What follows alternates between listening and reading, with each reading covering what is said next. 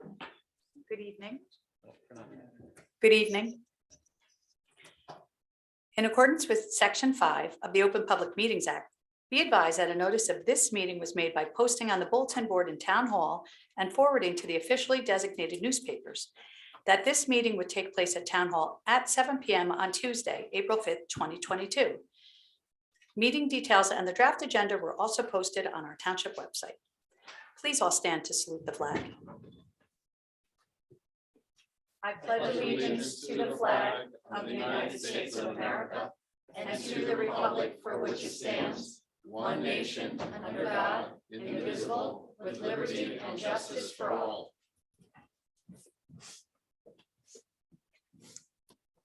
Roll call, please. Ms. Prupus? Here. Deputy Mayor Thaw-Eglow? Here. Mr. Vinayak? Mr. Wasserman? Here. Mayor Miggins? Here. Thank you. I request the Township Committee consider revising the agenda this evening to move the public comment period to earlier in the agenda and prior to consideration of our consent agenda resolutions. The Township is reviewing our rules of order and it will come before the committee at a future meeting for consideration. May I have a motion to approve the agenda to move up public comment period? Motion. May I have a second? Second. All those in favor? Aye. Any opposed? Okay, minutes.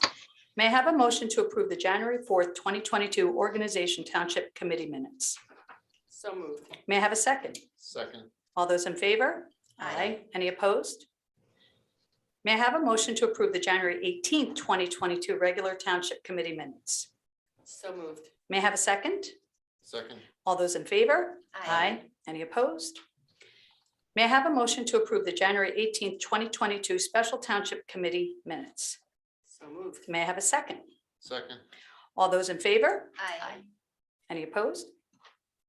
No, seeing none. Okay, today we have a proclamation. It is Native Plant Appreciation Month, and we're going to present to Renee Preparing, the co-chair of the Milburn Green Team. Renee.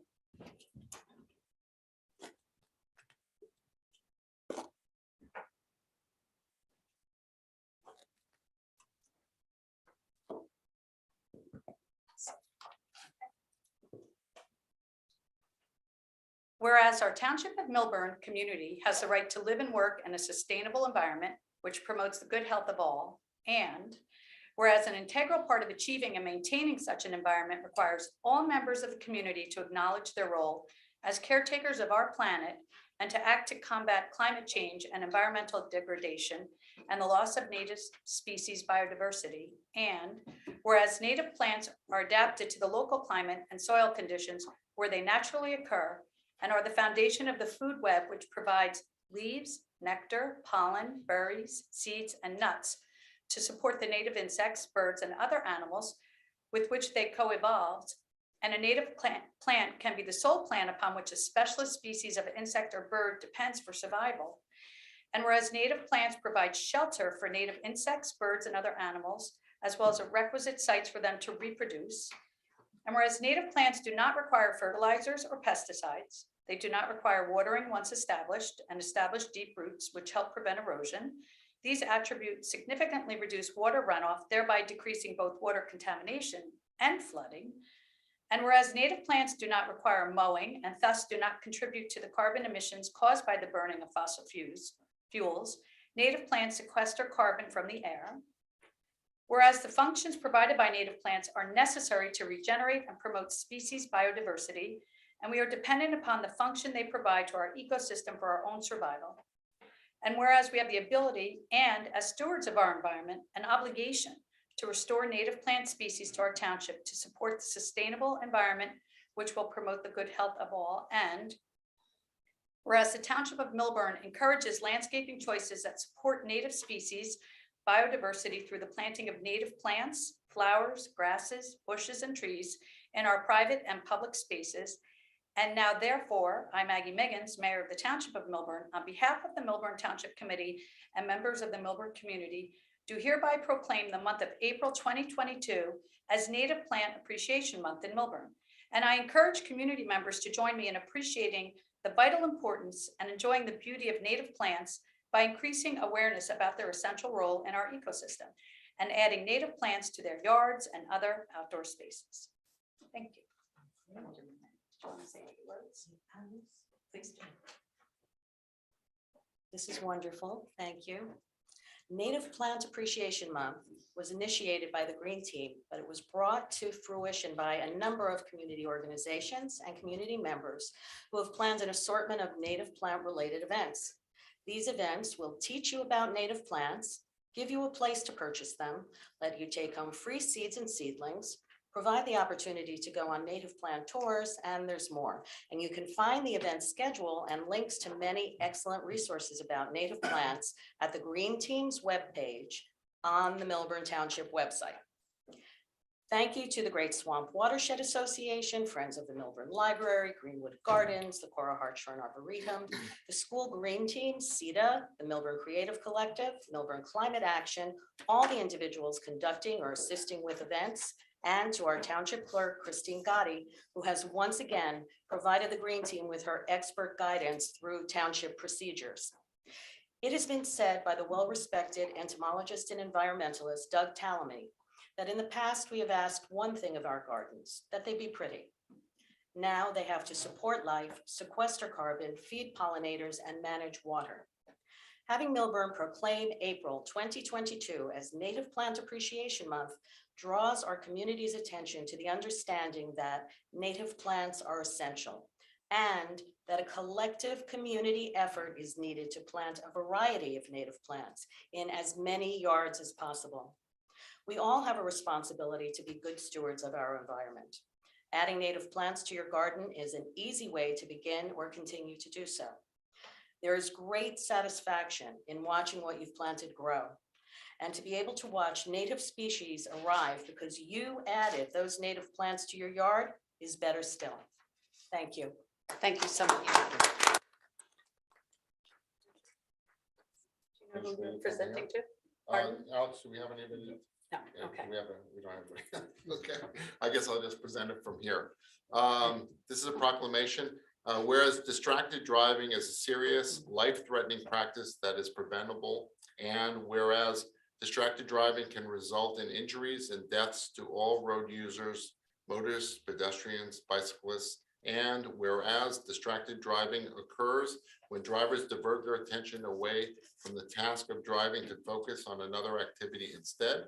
Whereas in 2019 alone, distracted driving related crashes resulted in 3,142 deaths and 400,000 injuries on our nation's roads. And whereas in New Jersey, distracted driving was listed as a contributing circumstance in 49% of all motor vehicle crashes in 2019.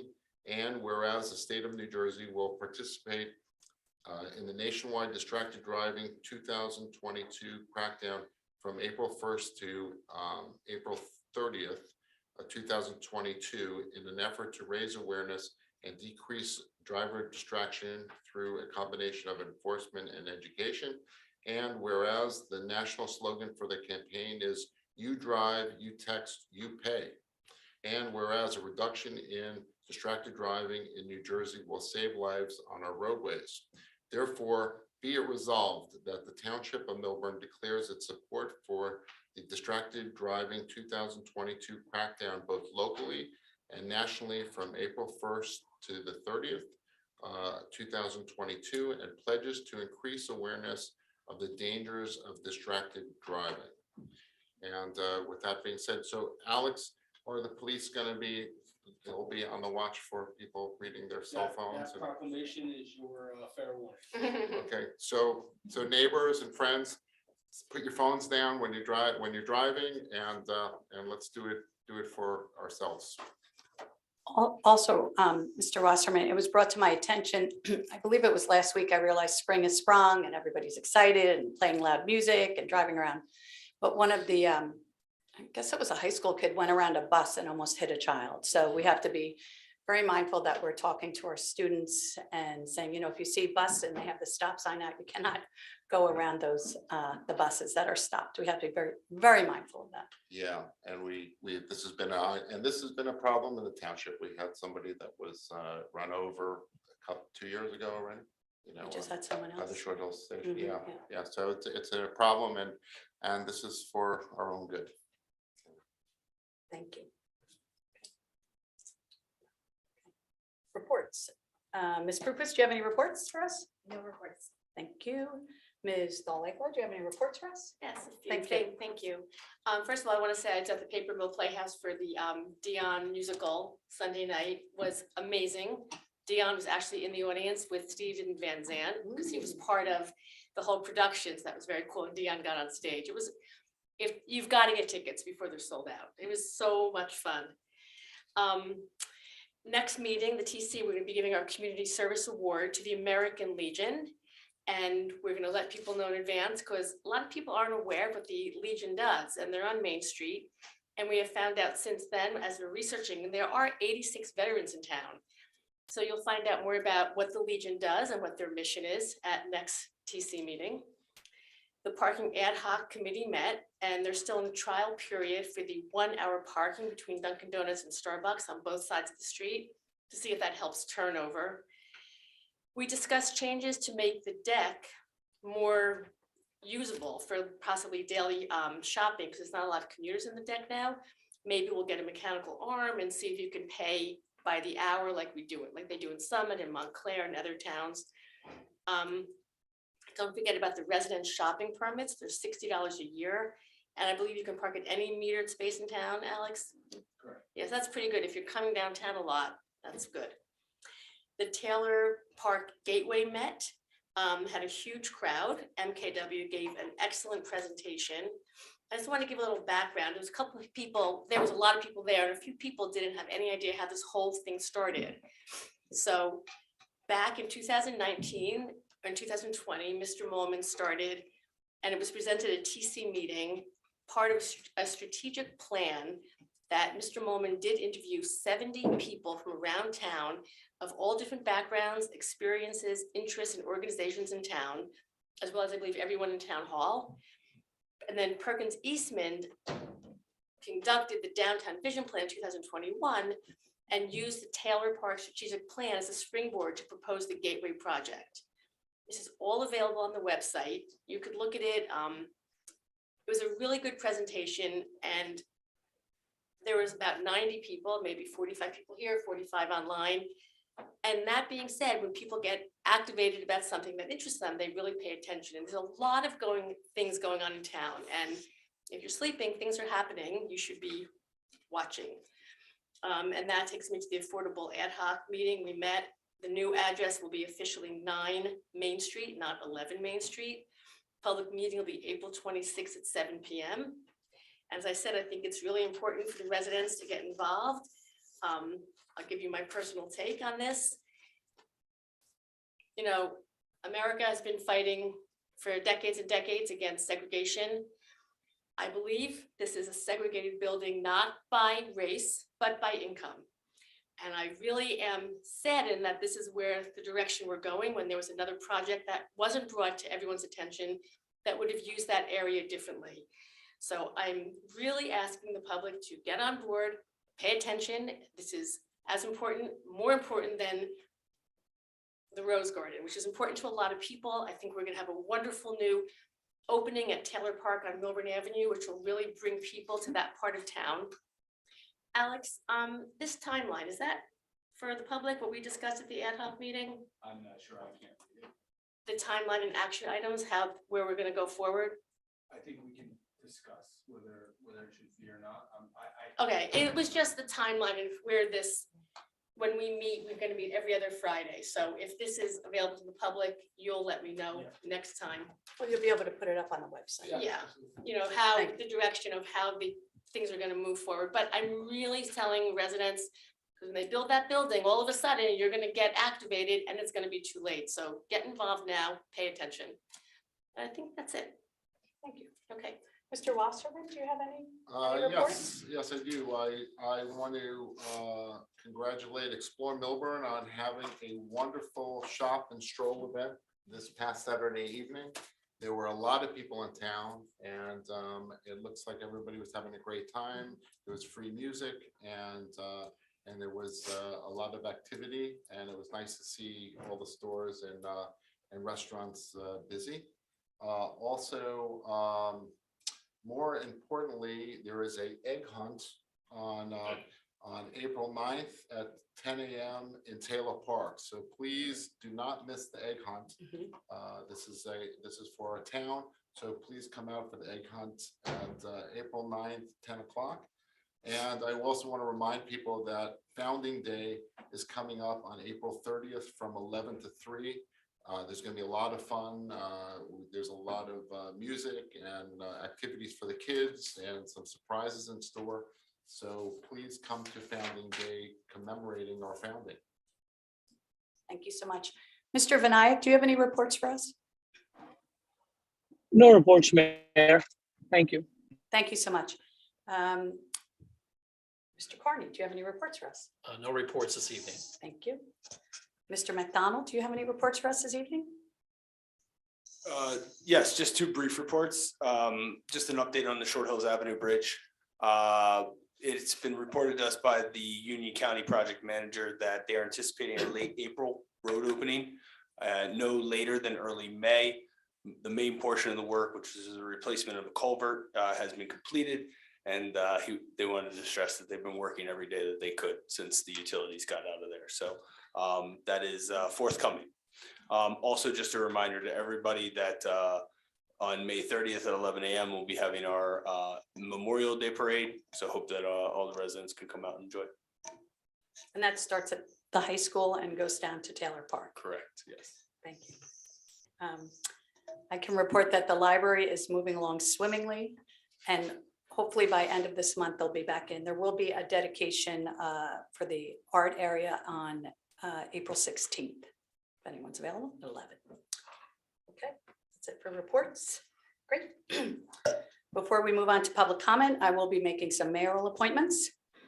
I hereby appoint Deborah Nevis to the Environmental Commission to the unexpired term of Jorge Massa Pietro as a regular member with the term expiration of December 31st, 2022.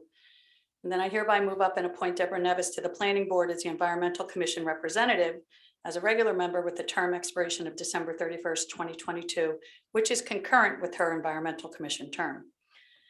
I hereby appoint Allison Canfield to the Planning Board as a Historic Preservation Commission rep as alternate number 2 with the term expiration of December 31st, 2023, which is concurrent with her Historic Preservation Commission term. Public comment. When invited to speak, please come to the lectern, clearly state your name and address, and speak loudly so that your comments may be understood by all and properly recorded. For the convenience of our community, there is a remote option available. If you called in and would like to comment, please press *6 now. If you're attending by computer or electronic device, please click raise hand button.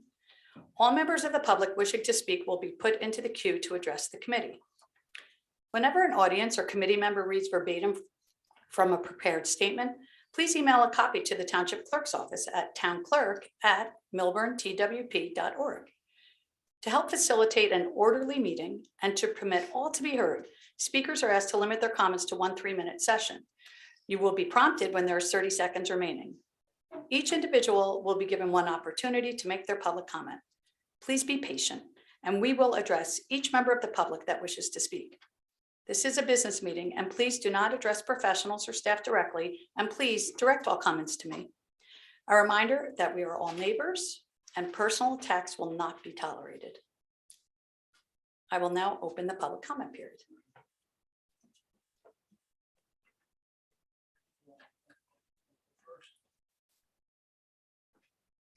Good evening. My name is Jeffrey Feld, live in Alexander, Short Hills, New Jersey.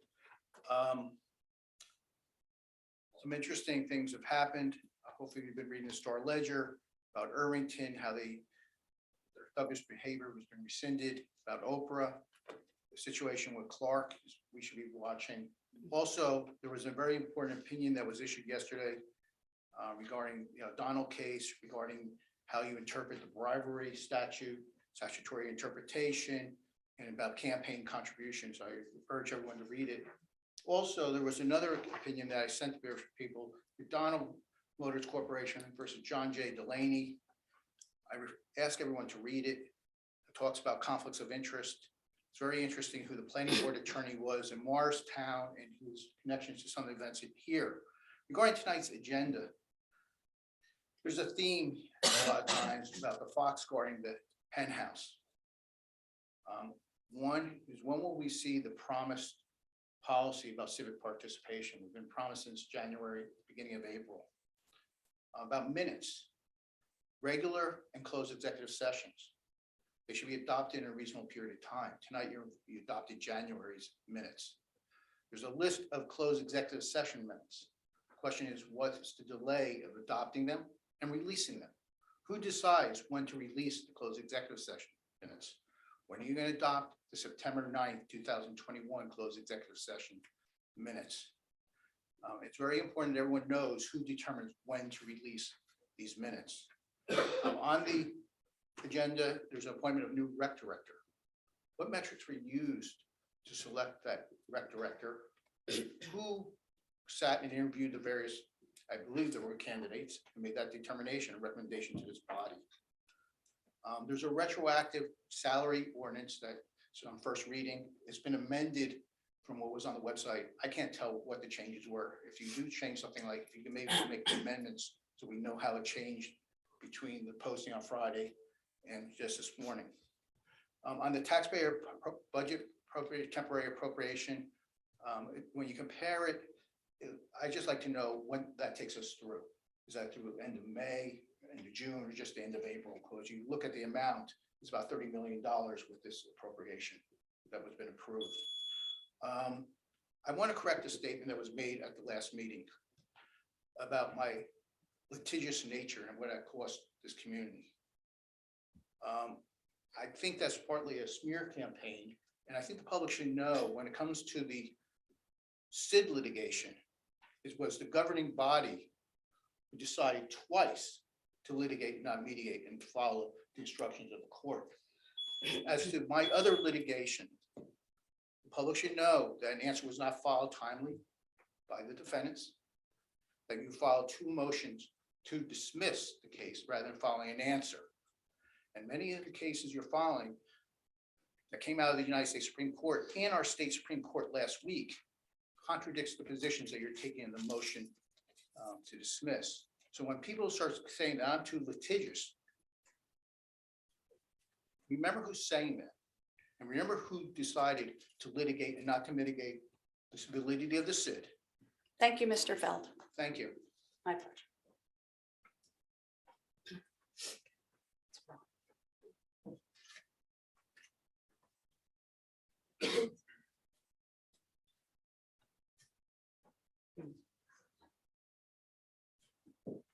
Good evening. Michael Rosinski, 680 Ridgewood Road, Milburn. Not Maplewood, as some people think of. I am a citizen and resident of Milburn Short Hills for the last 40 years. And I do pay some taxes to Maplewood because I have a piece of property that sticks out from Maplewood. Anyway, that's not what I want to talk about. I want to talk about demographics going back 40 years ago. Apparently, there was a study of demographics because the board at the time decided to sell properties and build houses, and properties that were sold were dedicated for education, for schools. And now 40 years later, the schools are overcrowded. I don't want this to happen again. I would not like to see this happen again. And I hope that the board will take it into consideration and look into it. The other subject is Governor Murphy approached the towns and suggested that small towns like Millburn Township, buildings that are only 1 story for retail, will be able to put or should put apartments above to increase the traffic in the town. Millburn Township accepted it, and it's in their master plan. Only one problem. The township committee forgot to check the zoning and never updated the zoning. And when a person wanted to do that, the zoning department turned him down. I just want to show you one example of a project that was going to be for apartments. The builder did not ask any money from the town. The builder bought the building himself. And for 4 years was fighting the town to approve to put the second story above the first story that was in existence. And the answer was, first, the chairman of the board says, I don't even like this design.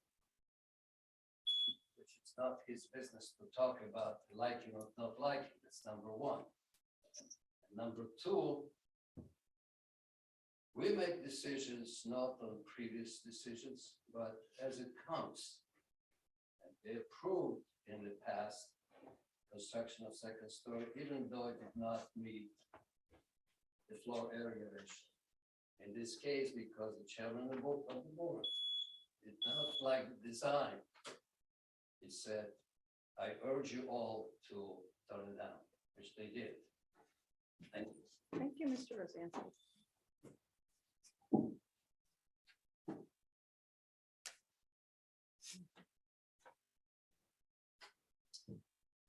Hi, Jay Morielli, number 1 Claremont Drive in Short Hills. I want to ask a question that I've asked at several meetings this year that has gone unanswered. And that is, will the Township Committee support resident representation in the process of drafting the zoning ordinances for the overlay zones in the B2 districts? If not, why not? I'll now yield the next minute or so of my time to any TC members that wish to state an opinion on whether they would support resident involvement or not. Mr. Morreale, we answer the questions afterwards. I Well, understand. I'm so going to yield some of my time though, because these questions have gone unanswered in the past. I've got 3 minutes, right? you can stand there for 3 minutes, sir. Okay, thank you.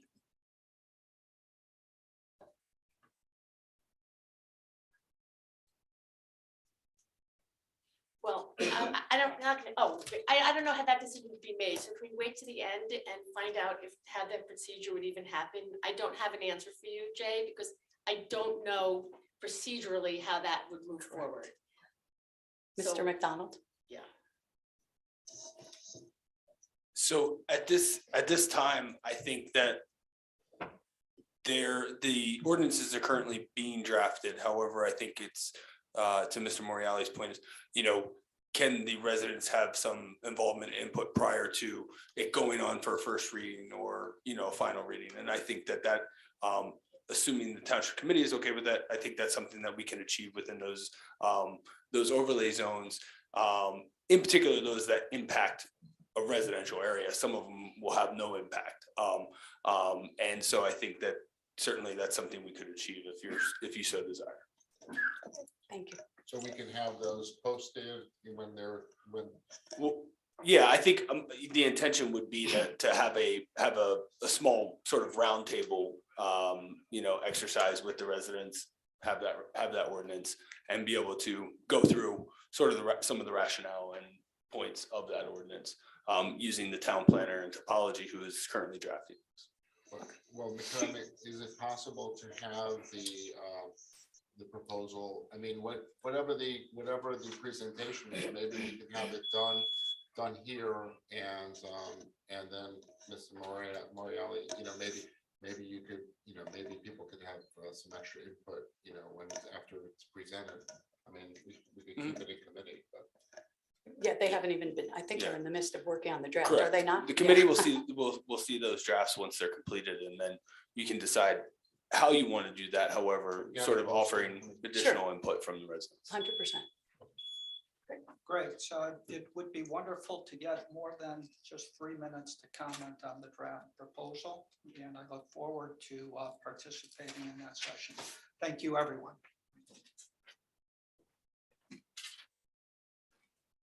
Jean Pasternak, 342 Hobart. I 100% agree with what Jay just said, and I really applaud you if you guys will allow residents some input. It's critical. I also want to echo what Mr. Feld said about the rules of order. I'd like to request that we consider adopting 2 times for public comments so that people have a chance to get up here before you deliberate and then also afterward. I think it's really important that we have that kind of back and forth ability and give you our feedback comprehensively. I also have some requests for the April 26th meeting about the 100% high density, low income development at the dump. Can we have a comprehensive detailed presentation by the firm who did the environmental contamination testing at the site? I understand there is quite a bit of contamination buried underneath the pavement there, and it was not tested. Are you aware of the Colonia High School potential Aaron Brockovich situation with a cancer cluster exposed by a graduate of that high school after discovering more than 80 fellow grads from the Woodbridge Township School developed the same rare brain tumor somewhere between graduating in 75 and 95? We want every detail explored about contamination on that site as residents. We do not want to find huge liability 10 years from now, 20 years from now, 30 years from now. If this site is not developable for residential use after contamination is factored into the issue, have you considered other alternatives, such as a site for renewable energy? This is being done in Pittsburgh. The article that I have, I'm happy to share with you, says that the project was for the experts and residents to work together to examine new possibilities. I thought that was pretty refreshing. Many Milburn residents for responsible development spoke volumes at the last meeting, and many of their questions went unanswered. Will you have a full panel of the experts we pay for as taxpayers to answer all our past and current questions? Why are we still relying on Mr. Buzak to represent our town's interests when he so clearly has spoken with disdain for taxpayers and residents and has not represented the truth nor our interests as residents and taxpayers as our attorney on the planning board on the settlement agreement negotiations? Why was there a discrepancy between the RDP numbers presented in the declaratory judgment in April 2018 and the fair share agreement in 2021 July? We are entitled to know what happened and what changes were made to the fair share plan and who benefited in that interim period. It's critically important for our community to know because a lot of things were added in favor of developers between that period. We'd like to understand how that happened and we want to know why. Some of those very developers made substantial contributions to some of your campaigns. As Jeff Feld just pointed out this evening, that is a pretty serious issue. On the agenda, 22098, what process was used to select the new director of recreation? 22108, the sidewalk cafe licenses, have these been vetted to ensure all recipients have proper permitting, which is what was a red flag with Pacone when their cafe license was not issued. And what is the genesis for the proposed corner lot ordinance listed under new business? And the total legal expenses in comparison to the budget for 2021 when the budget is presented? I'd like to have that information, how we would compare. Okay, thank you.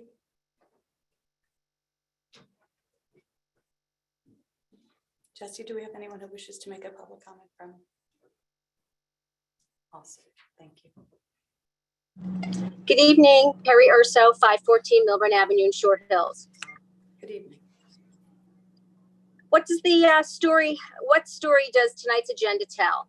Well, for one, it sends a loud, clear message that the Democratic Committee may not have endorsed attorney resident Mr. Feld for the Democratic ticket, but it clearly states that this body is under the direction of Mr. Feld.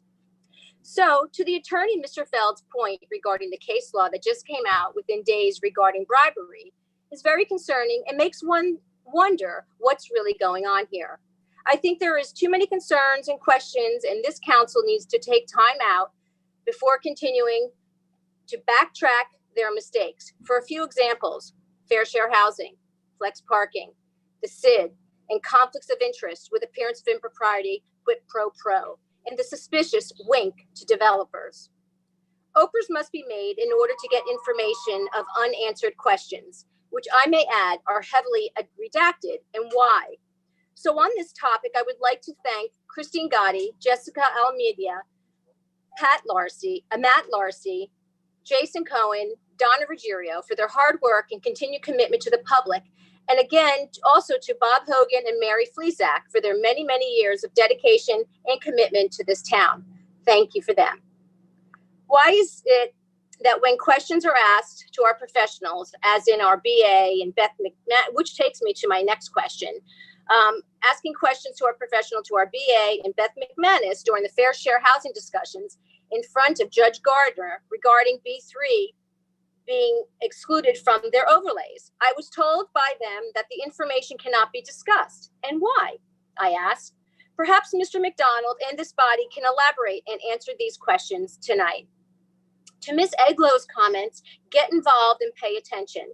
Tonight, the TC is about to approve payments in the amount of $1,770,543.11. When will this township committee authorize the necessary spending to activate the local access channel?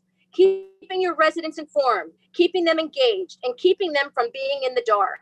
We're the only town who doesn't utilize our local access channel that we pay for. And why? What an injustice to the public. When will this committee authorize the mediation with Bear Property Management? When will you stop the unnecessary spending, Mr. Vignac? And Mayor, Mr. Wasserman confidently stated on multiple occasions, quote, that Mr. Wasserman and Mayor Jackie are on the MISHPA, Milburn Explorer Board, to be the voice for property owners. And don't worry, we will advocate for us. So number one, do you realize that the SID ordinance ties the hands of property owners? Unless you're in opposition and the disenfranchised property owners are speaking to a deaf ear because you allowed that. Can you please tell the public how many merchants have paid the new SID assessment? Number three, what districts are these merchants within the SID?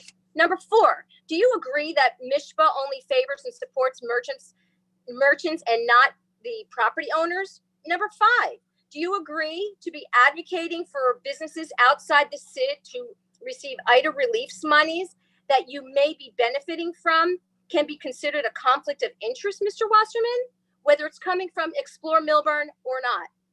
Where was Mr. Wasserman on March 10th, 2022 MISHPA meeting when the chair rudely interrupted me 4 times while reading a prepared statement, which I brought this to the attention to this board on March 15th, 2022 TC meeting, where the mayor stated during my comments, that's not right.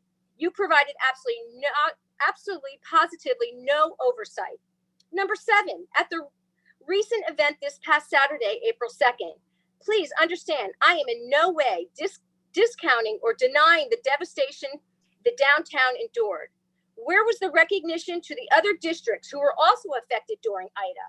The same merchants and property owners who have applied and received IDA relief grant monies, which was largely successful because of the generosity of the people in this community. So don't fool yourself.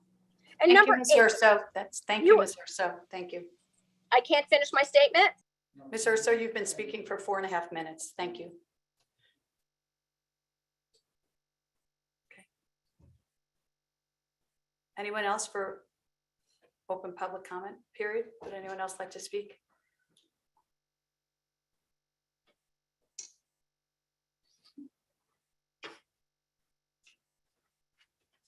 Nancy Stone, 10 Fielding Road, Short Hills. Good evening.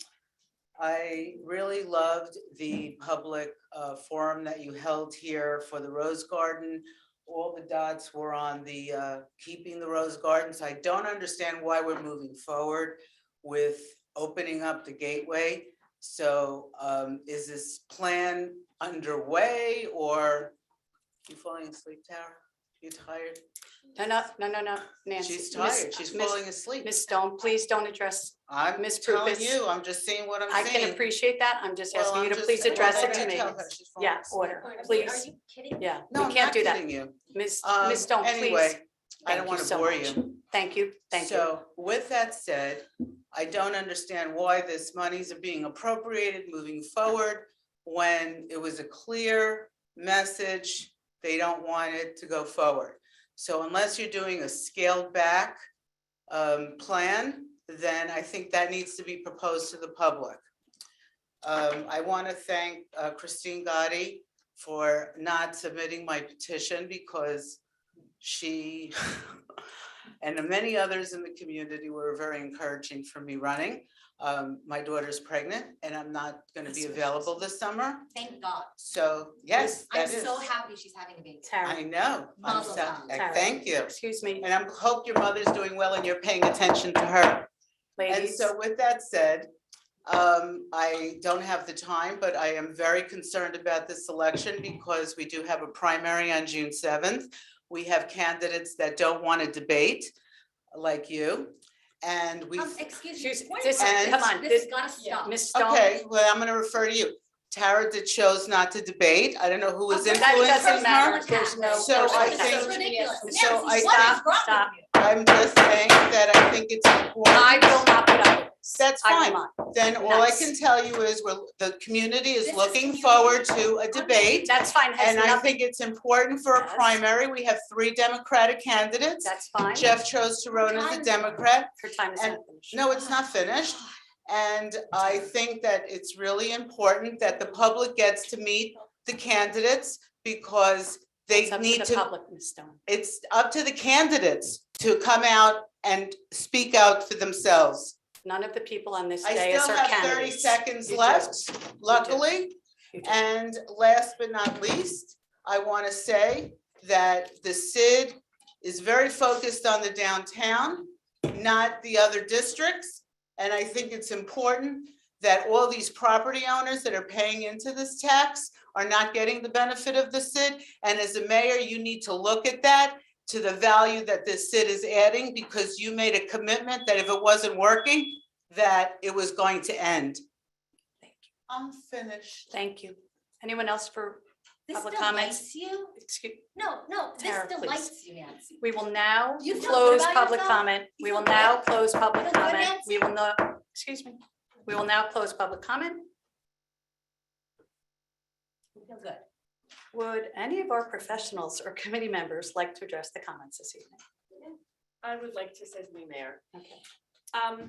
Ms. Stone, I thought this was over with this meanness, but I guess you are. Ms. Stone, I'm speaking. I'm speaking too. You look like you're angry, Miss Stone. Are you Okay. angry, Miss Stone? Anyway, I will continue. As far as the MKW gave an amazing presentation. And the point is to open up the gateway of Taylor Park on Milburn Avenue. And people can watch the presentation online. And even though all the dots were on the Rose Garden, they did not say they were not going to refresh the entire area. And you can agree there is work to be done to clean up the opening of Milburn Avenue to the entire community. And they will come back with plans that they will show us again to the community. And I can't even speak to that kind of behavior anymore. So I'm done. As far as the rose gardens All go, of this, as I- far as the rose garden goes, I think that it was apparent that there were people that just don't want the rose garden touched. Richard, how do you feel about that? Well, I had another commitment. I wasn't able to make the open meeting. Jesse, you were at the presentation, when people put their dots on that part of the rose garden, could you give just an overview of how you thought that meeting went? I'm not gonna give an opinion on how the meeting went, but. I'm not asking for an No, opinion. but just to give a summary of where we're at now and where they're going. Yep. So they had their first public information session on the 29th. Yeah. And as has been discussed here, they gathered feedback from what people wanted and what they didn't want. They put a number of elements up on the wall. People can view the meeting on YouTube. And now they're gonna go back and start developing design proposals based on their site analysis, site survey that was conducted, and the information they gathered from the community. They're gonna have a second public information session once they're ready to submit proposals. And that's gonna be a couple months from now. And so in that time, it'll be a quiet time where they're doing their work. If they have questions from us, they'll ask us. But there's not gonna be a whole lot of movement on our end until they come back with a couple of proposals. And that will eventually, so there'll be another open session and then we'll come back to the TC.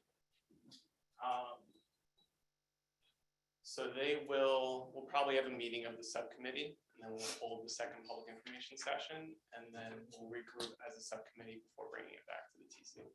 But I think we can all agree, everyone left a lot happier when they walked in with a lot of up in arms feeling. And then people got to speak and people got to meet in small groups as they did with the vision plan and the master plan. And people were able to express their opinions.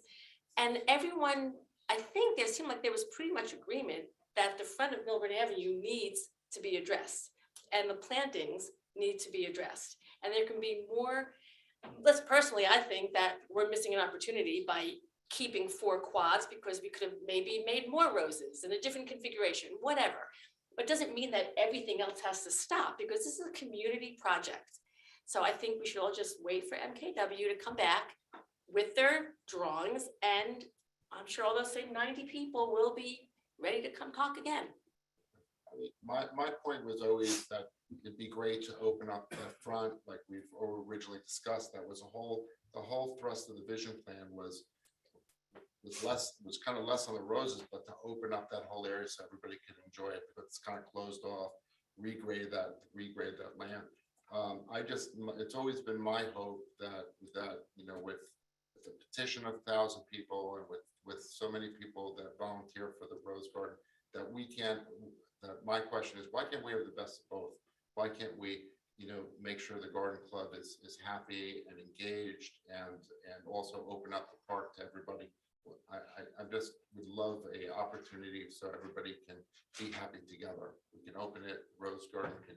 So you're saying leave the Rose Garden as it is currently, because the women that volunteer, they're also volunteer at the community garden and volunteer at the Short Hills train station doing all the plant, not the TBL piece, but there's other planting boxes that they do around the Short Hills train My station. hope as would well. be that the garden club would be happy with what we come up with. That essentially we keep the roses intact, Mhm. and that everybody can get something out of this. Absolutely. And so there's no reason to, you got 1,000 people that are objecting to this. There's no reason to make them unhappy. They contribute to the town. They come out, they get on their hands and knees and pull weeds and they put their money up where their mouth is and they help the town. So I really don't want to make them unhappy. It's just my 2 cents. Sanjeev, what do you think, Mr. Vinaya? Keep the rose garden as is and do work around it. I like the fact that Richard said, where maybe the both means come together, where those people are happy and Gateway opens up. I think we need to still wait for them to come back and show what they have. Maybe we won't even have this conversation. Maybe they come up with a beneficial means for both. Okay, thank you. I have more comments on, I can go after you or. No, I just was looking to see their questions. Mr. Wasserman, did you have anything else to say? Any other comments or on any of the comments from the people in the? Yeah, again, with the SID, I understand that there are still people that are unhappy, but I think that if you look at some of the things that have been accomplished, or again, I always talk about the vacancy rate. When we started, really not that long ago, you had a very high vacancy rate. You could say 16%, 14%. It depends on what you're counting. Right now, we're pushing 5%. So really, in a short period of time, we've lowered the vacancy rate, which has really helped our tax base. And it supports the town. The other thing that I'm really excited about is this summer we have our music program. You're gonna have a lot of new people coming to town to enjoy the restaurants and all of our stores. So I think there's a lot of mojo because of the SID. And I think, but on the other hand, I think that we at the SID also have to try to keep reaching out and trying to see what we can do to make our unhappy residents happier. So. And I'll keep trying to do that. Ms. Griffiths, anything?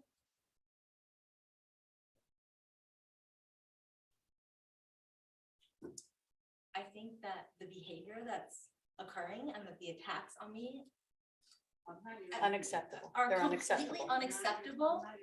What is wrong with you? Stop talking to me. Stop. Okay, this is not, so we'll like go back and forth. You are, I feel so, oh, that's fine. I feel bad for you.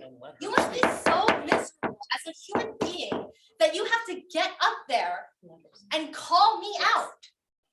Because I don't want to look at you. That's why. Just leave me alone, Nancy. Leave me alone. Nancy? Leave me alone. Because Ms. Stone, Ms. Prupus has the floor and she's responding to, as I asked everyone on the, excuse me, I'm speaking, excuse me, I'm Because you came speaking. up here and you said you look like you're falling asleep. Just don't. No, unreal. This is just, it's not even worth it. It's just not even worth it. You're not worth it. Let's take a 5-minute It's recess, not worth please. 5-minute recess, everyone. I'm not getting up. This You don't is have like, to. I'm not.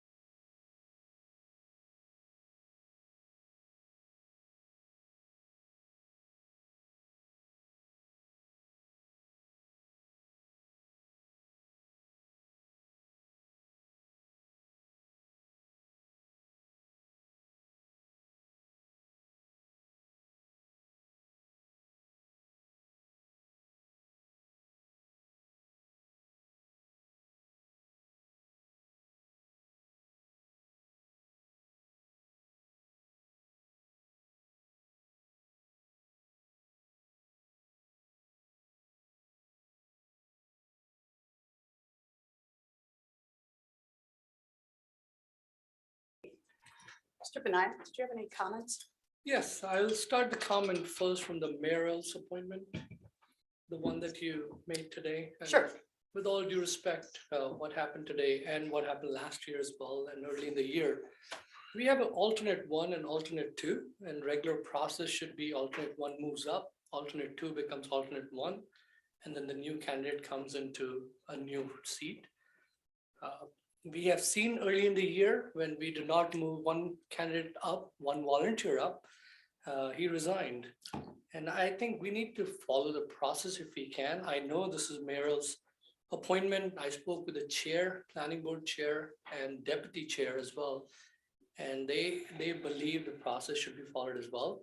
One caveat to that was that planning board, this was a environmental commission seat, and I spoke with the alternate one who was in the process. He actually had filled up a volunteer form for environmental commission as well. So I just feel if we do not give the chance to the right volunteer, they may leave and choose not to volunteer. And that is not something we don't want to set a wrong example on. And that, in no disrespect, it's just, I think we should follow the process as much as we can. Secondly, there are things that was asked here, and we need to actually say, because otherwise we come across that we are hiding any information. I have no more information than what we are talking here. As I keep repeating it all the time, this is our public meeting. We cannot, more than two people cannot talk offsite. If we are meeting as a public meeting right here. So there is no conversation going unless there's a closed door meeting and that minutes comes out, and that is specifically for either a personnel or something that you cannot talk in front. The question was asked why the RPA or RDM increased from one time to the other time. This was all from the affordable housing where they wanted to push from. In fact, it went down from what it was before this building was coming up. Before that, it was even higher up. So there is a lot of conversation that has gone back and forth, and you guys can get the answers by writing on the Oprah. I don't know why you keep saying that you don't get the answer. You cannot get opinions, but the facts you can get. So I don't know if there are more questions that you think or public think even online or whoever sees this video. If you feel that we are trying to hide information, I don't believe so. This is information that I have, what I can give you. Opinion wise, I can have my opinion. She can have her own opinion. Everyone has their own opinion, and we fight with each other too, with all in a positive way. We should be. We are representing the whole town. But I think just having a little bit better behavior would be helpful. And those people that keep coming back and calling individuals out, I think it's a high time you take a break and be more cordial, I would say. You can still speak up and give your answers or ask your questions, but with some manners, I guess, with some courtesy. And that goes both ways. Thank you. Thank you, Mr. Vinayak. Mr. McDonald, do you have any reports for us? Saying to me. No. Mr. McDonald, do you have any reports for us? Anything you want to answer about? I Yeah, do. any questions? Thank you. So I just wanted to answer the question about where the corner lot ordinance came from. Sure.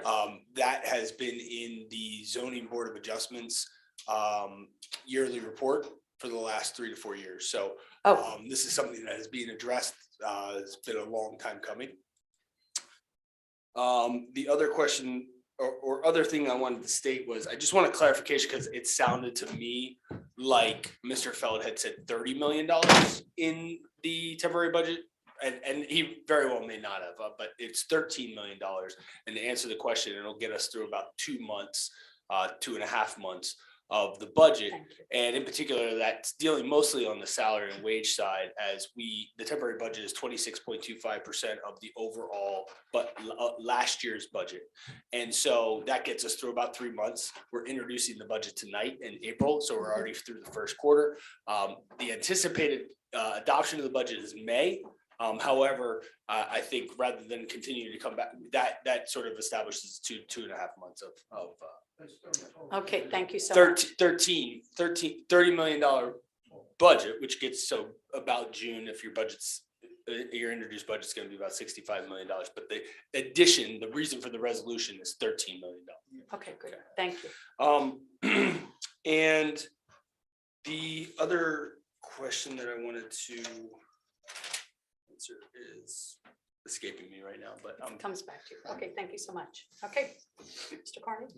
No, nothing. Okay, thank you. Consent agenda resolutions. The Township Committee will now consider consent agenda resolutions. Are there any comments from the committee in regards to any items listed on the consent agenda?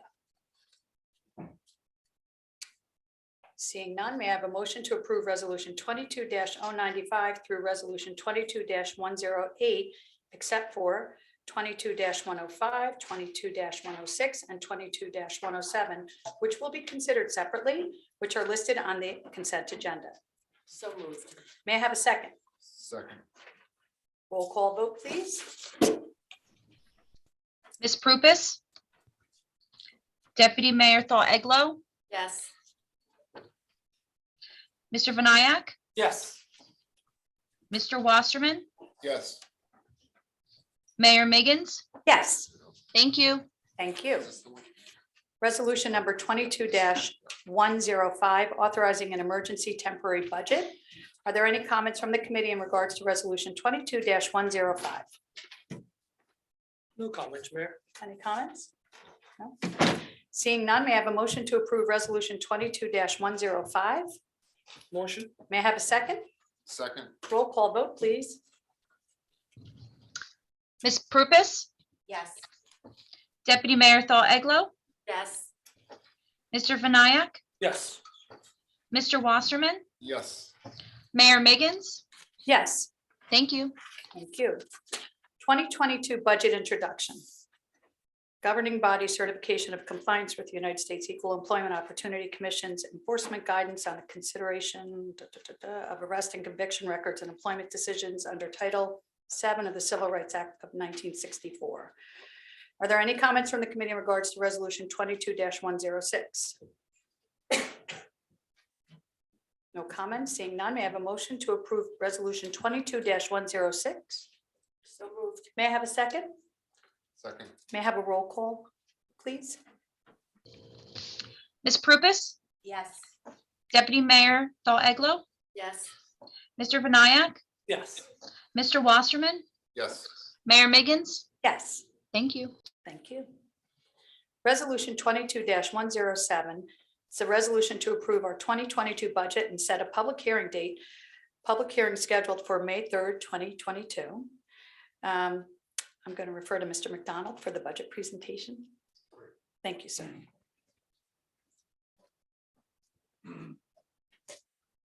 Thank you, Mayor and Township Committee.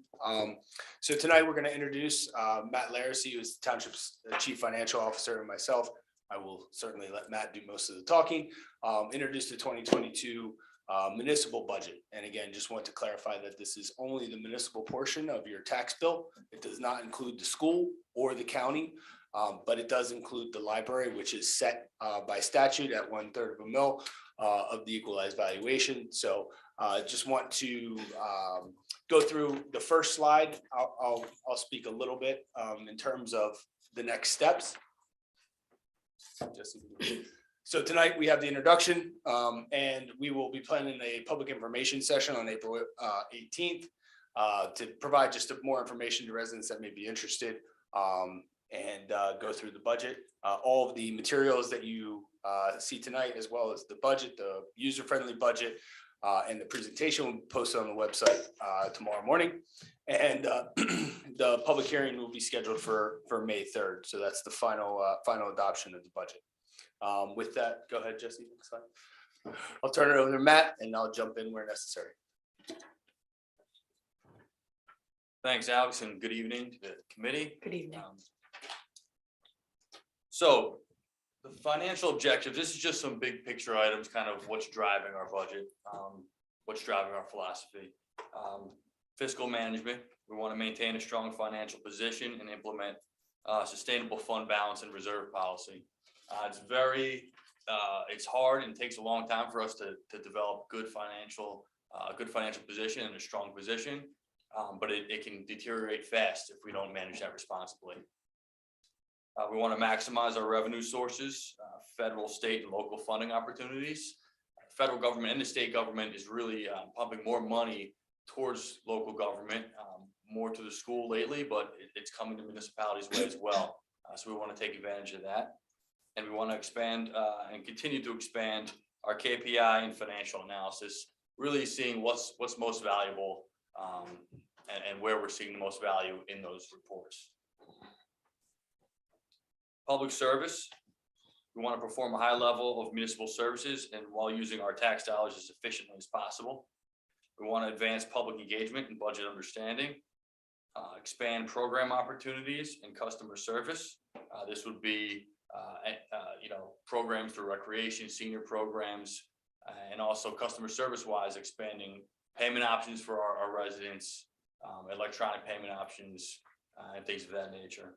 And we want to maximize the township's many resources. It's a beautiful town with a lot of assets and unique areas of town, parks, etc. And we want to maximize that. Capital planning, obviously a large part of our budget is the capital portion. We want to continue to invest in our infrastructure. Forecast, utilize forecasting and the data-driven planning to formulate where we're going to invest and deploy efficient use of our debt capabilities. We have large debt capabilities, but we want to use that responsibly and to the best result to the public. So just to jump in real quick on that federal and state aspect, right now the township is applying for the public assistance through FEMA for damages from Ida as well as expenses through COVID. Tonight you're going to hear about our use of the ARPA money or the American Rescue Plan money. So making sure that we're taking advantage of those opportunities afforded us as well and maximizing that. And those are a couple of those examples. Next, we're just going to go over a few of the bigger budget drivers. A lot of our budget's pretty static in regards to salary and wages. We appropriate contracts and salary ordinances. We have large portions of our budget dedicated to health benefits and our pension costs. But there's certain other things that do drive our budget. This year, one of the bigger ones is garbage and recycling. We go out to bid every 3 to 5 years on this, and a contract that was just awarded from 2022 to 2025 saw approximately $1 million increase. This is something that's not really unique to Milburn. It's across the state of New Jersey. These contracts are coming in much higher than the previous versions. And a positive to go along with that is the recycling market. What we recycle and what is taken away from our town is generating some positive cash flow again. So for years, we were getting no return on that. We were spending money to get rid of it and to have it disposed and recycled. Right now, we're seeing some positive cash flow come back our way. I'm so sorry to interrupt you, but so you're saying the recycling that we're sending back, we're actually getting money back for now? So we do see some money coming back our way. Maybe 10 years ago, there was much more of it. It's still a lot more for recycle. Now, earlier, it completely went away. Now it's coming back slowly. It's a decent amount. Well, I think to sort of further clarify that is that, the recycling market tanked about 2 years ago, where we were paying about $13,000 just to get rid of our recyclables. Now, the positive cash flow is that we're paying a lot less and at times receiving some funds from that recyclable market. However, it is very slow to come back, but certainly not averaging $13,000 a month to actually recycle is a positive thing. So we're moving in the right direction. So the more recycling, the more residual we're going to get back at some point. Depending on the market, correct. Correct. Thank you. Another large driver, obviously, is our collective bargaining. We're service providers with the majority of our budget directed towards employee costs. We have majority of our bargaining units have just settled contracts ranging from 4 to 6 years, and the longer term contracts provide more budget stability. We can predict where we're going to be down the road. Salary increases in those contracts range from 2% to 2.5%, mostly averaging 2.5%. And the salary guides in these contracts include additional steps for new employees. So current employees will move up at the current levels, but newer employees that come on will have additional steps until they reach top pay, which again spreads and further smooths out the budget. So miscellaneous items are gas prices. Obviously, that's something that's in the news and being talked about, kind of 24/7 nowadays. We feel that locally. Minimum wage is continuing to increase in New Jersey. For regular part-time employees, it's currently $13 and will move up to $15 by 2024. Seasonal is right now, for seasonal employees, it's a different wage. It's at $11.90. We have the first full year of the crossing guard contract. It used to be kind of included in police salaries. It's now its own line in the budget. And we are raising the hurricane item emergency in full this year, which is $220,000. Some budget savings. It's not all increases. We have our joint dispatch annual appropriation decreased by 15% this year, which is very helpful. The townwide revaluation that was completed in 2017 was paid off over 5 years, and the final payment was made in 2021. So that freed up $105,000. We had some retirements, which we've talked about here, and there's some more retirements coming up. And when those employees retire, the higher cost long-term employees retire, we have cost savings through breakage. Can you explain the word breakage? Because I didn't understand that when we had our meeting. Just give. Yeah, breakage is public. really just for an example of a police officer at the highest range, retired. Everybody moves up a little bit, but the new employee is only making, really a third of what that retiring employee would be. So, it's not always that aggressive, but breakage would be replacing somebody at a lower cost. Right. The breakage is the difference between the retiring employee's salary and the new employee's salary. So that can be anywhere between, $30,000, $40,000 when that happens. So for people who see that word in there, 'cause it threw me when I first saw it. All right, So, sure. Yeah. It's kind of an internal term we throw around. Exactly, yeah. Right. So the 2022 municipal budget, here's some high level figures. Our net taxable value is the valuation of the town that's taxable, is at $9,821,855,128. That's a large increase from last year, over $100 million increase. Now, of that, 75 million is due to the Upton. The Upton coming on board, takes a tax burden away from the average taxpayer and kind of absorbs some of that burden. The rest of that is just improvements, some new construction, improvements to people's homes, which is, kind of been at an all-time high the last 2 years. Our municipal tax rate is flat at 0.4813. It's been the same rate since 2020, and that's the second consecutive year with no increase. And our average residential value is $1,267,400, and that's an increase of a little over $3,000 from the prior year. Here's kind of another kind of big picture look at our budget. So based on that average municipal value, that 1.2 million, the average municipal tax bill in Milburn is $6,100. That's municipal services and library services. If you break that out on a monthly basis, we pay most of our bills monthly, anything from our, like electric services to Netflix and all that. We pay the municipal tax bill, including library, would be $508 per month.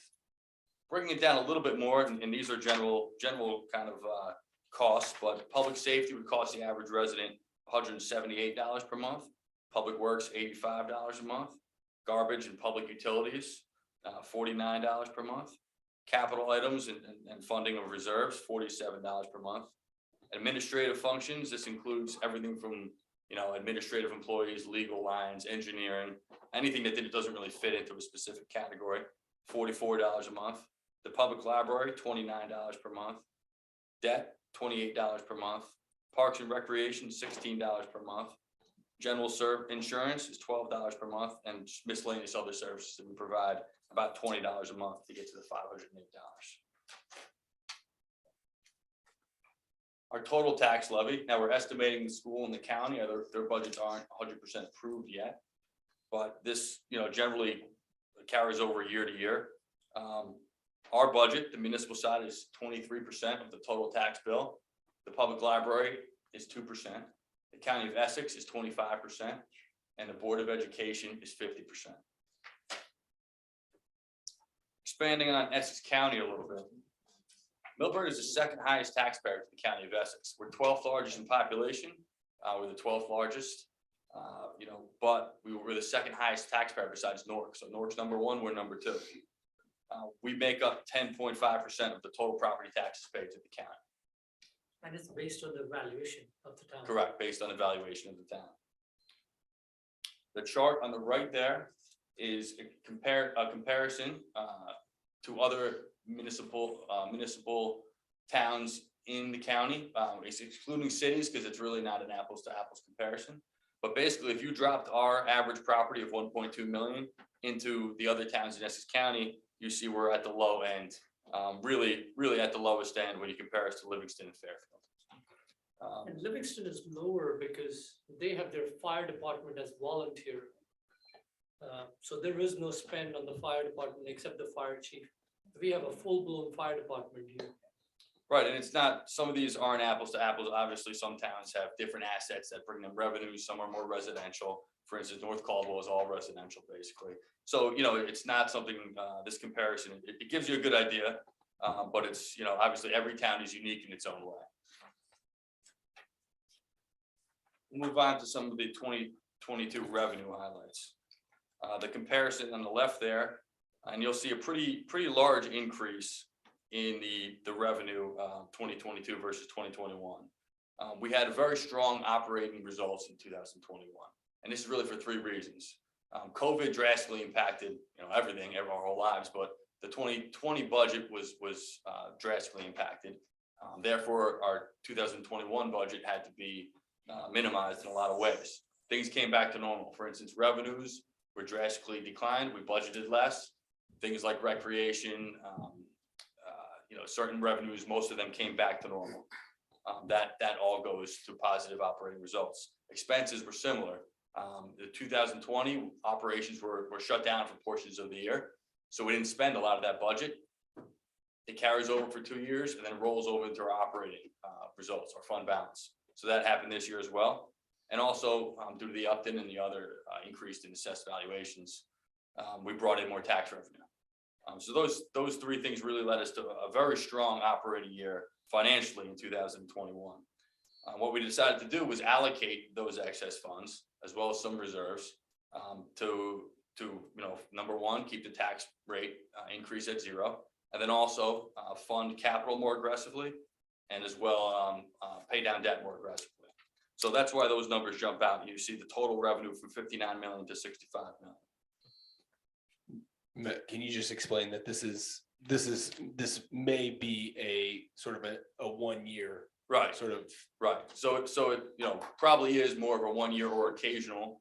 Hopefully we have stronger years as well, but it's not something that would be sustainable where we're funding capital to this degree. We're paying down debt this aggressively, but due to where we were, we had meetings with the finance committee, myself and Alex, and kind of analyzed where we wanted to be, and thought it was smart to pay down debt more aggressively and fund some extra capital projects this year, and get us back to a strong baseline. Still in a strong position, but using those funds and putting it back to the community. Man, we got the American Rescue Plan and we needed to have used against wherever we lost money or revenue. Right. One big one was the parking, and we were paying parking debt. We had reduced the parking debt payment, but when we got the American Rescue Plan, we actually utilized it for the debt payment, so not to use anywhere else. So we focused on wherever it was supposed to go, we did that. So that's why we are in a better shape. Right, and that goes, if you see the grant line there, obviously you'll see a large increase, and most of that is due to a DOT grant we brought into budget, as well as some the American Rescue Plan. We're using that to fund different operations, and most is kind of sent to the parking utility to help pay off that debt. Most COVID impacted revenues came close to normal levels, except for some big ticket items. Here was the hotel tax. The hotel was not open, so we received $0 in 2021. I understand it is opening, or it is open now, so we hope to get that revenue back, as well as interest on investments. We were making close to 2% on our cash in the bank prior to COVID, and it dropped to basically 0. I think it was 0.1% at one point. But that is ticking up slowly, so we look, and that adds up. The difference between 2% and 0.1, it adds up to a substantial amount. Some appropriation highlights. You'll see an extra total of 2.85 million in capital and capital reserve funding, which is an increase of 1.25 million. An additional debt pay down of 1.5 million, which makes 3.2 million in total. The majority of the labor contracts were settled, which we touched on at 2.5%. and the remaining contracts are in negotiations. For the most part, departments' operating budgets were managed to expectation, and there's very minor increases or even some decreases in those actual operating budgets. One item where we continue to see increases in IT, technology and security. You know, there's large threats against all corporations, and really governments is a new target. So we have to beef up security. There's certain metrics we have to meet insurance wise. So we're funneling some funds to that area. This is just another categorical breakdown. You'll see the breakdown of the budget. Public safety, obviously taking up the largest portion. Public works, which encompasses really everything, shade tree, streets and highways, buildings and grounds, just the general, you know, garage, vehicle maintenance, etc. General insurance, garbage and utilities, administrative functions, the public library, debt payments, parks and recreation, capital reserves, and other services. So this, again, this just gives you a snapshot of where the tax dollars are going. The next slide is a local comparison of most of the municipalities that touch Milburn. This is a slide comparing the municipal tax levy increases from 2017 to 2021. And you'll see Milburn is by far the lowest at only 3% over those 5 years. Operating at the level that Milburn is operating with that little of an increase is pretty impressive. We like to, you know, I'll throw a bunch of numbers into spreadsheets, and we'll run comparisons. Some of them are valuable, some of them aren't, but some of them spit out kind of good results that we want to highlight.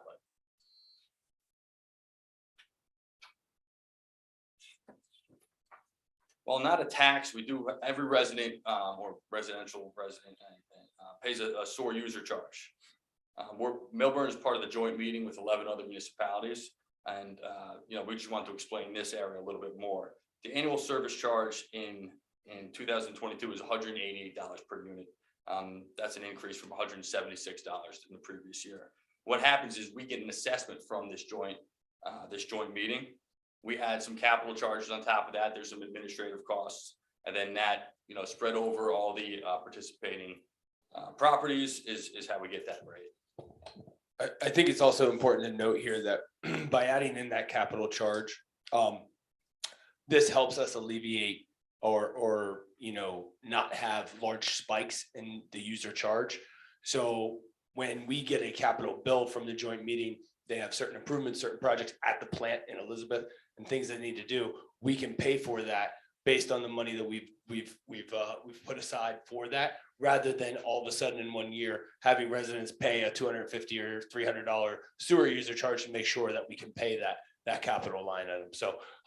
So just wanted to explain this a little bit more. I had heard some questions out there in the public about the sewer user charge, and this is how that breaks down.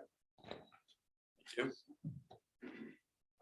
Next slide, and we touched on some of this, but it's the municipal parking utility. It's separate than the tax levy budget, but it is a part of our state budget document that gets approved. Parking utility revenues were obviously drastically impacted by COVID. We had almost a $700,000 loss in revenue, which is 60% reduction. They are trending up. At the end of 2021, they were trending up, and our collections in 2022 have been pretty strong. However, that sort of deficit that we were facing in a smaller budget is harder to recover from. The American Rescue Plan was kind of designed to solve issues like this or help us solve these issues. We have bond payments, we have operating costs, and we'll be funneling a majority of these funds towards the parking utility. Alex, just really quickly, pre-COVID, we used to sell approximately how many parking permits? 1,300. 1,300. Then COVID hit. How many did we sell? I think we sold max 250 last year. 250. Yeah. And that, when the parking deck was built, we bonded that. And that parking deck is just specifically for the residents of Milburn and Short Hills. We didn't take any extra money. Is that correct? That's correct. So that parking deck is currently under a bond anticipation note, which means that we thank have you. 10 years to pay that note off, or it Okay. has to go to long-term debt. So the idea that we're doing here is to make sure that we allocate those American Rescue Plan funds so that we get that debt paid prior to that maturity, and so that we don't have to go out to long-term debt for the parking deck. So the goal is to have that paid off by 2023? Correct. Okay. 2023 is the 10th year. Yes, but then we own it. Correct. Yes, there's no New Jersey Transit money involved in that. It is a deck that is available to shoppers, business parking, as well as commuters. And as Deputy Mayor Eglo had stated, we are looking at some of the reconfiguration of that right now based on the numbers that we see in the parking utility. However, that is 100% Milburn's deck. Because if we had taken New Jersey Transit money, we would have then had to have opened up that deck to outside people, outside town, outside residents. That is how it's done. That's how it's been facilitated in other communities, such as Summit, if people Right. may be familiar with. Alex, are those permits trending upward now that COVID has passed? I mean, are we? They are. so Yes, people are- we're currently at about, we're currently around 500. Okay, yeah, okay. Just a rough number, but 500. That's good. Thank you.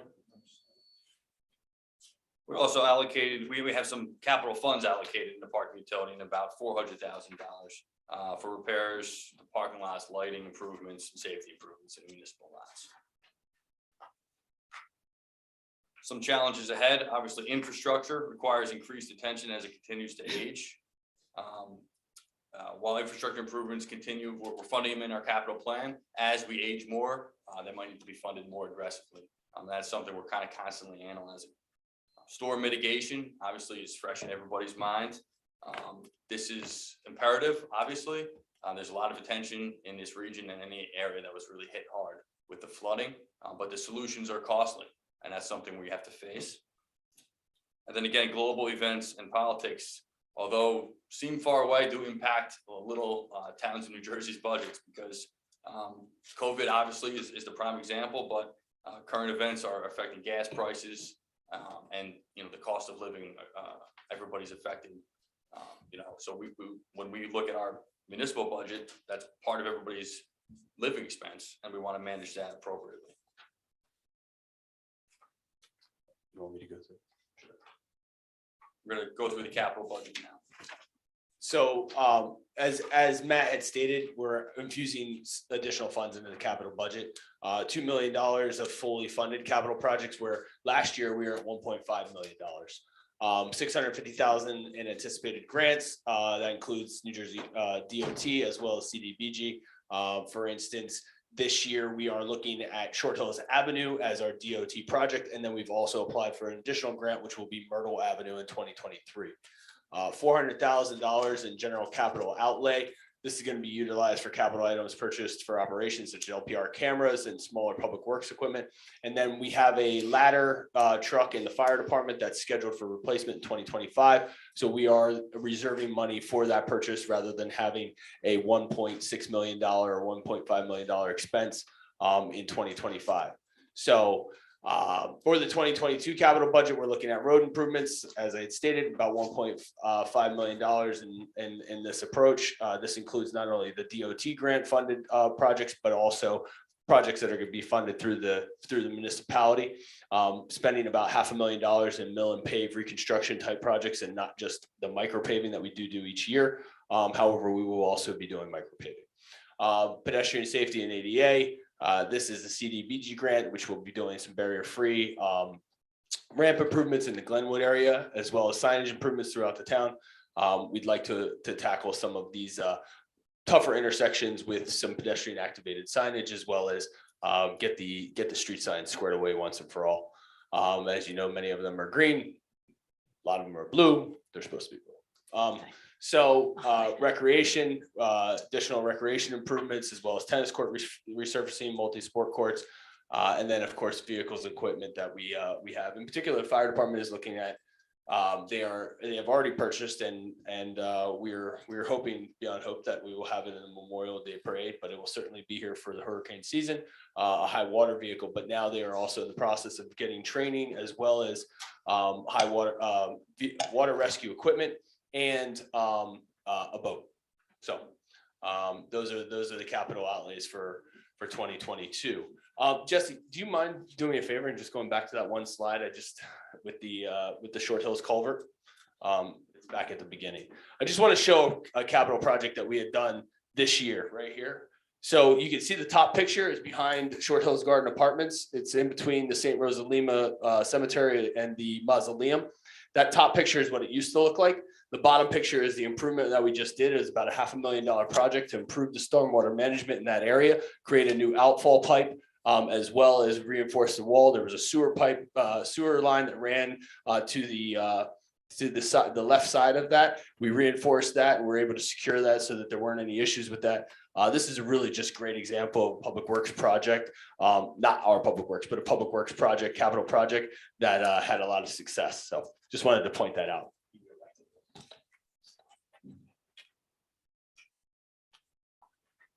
Winding down here, just related to capital, obviously, some of this is funding occasionally through debt, bond anticipation notes mostly.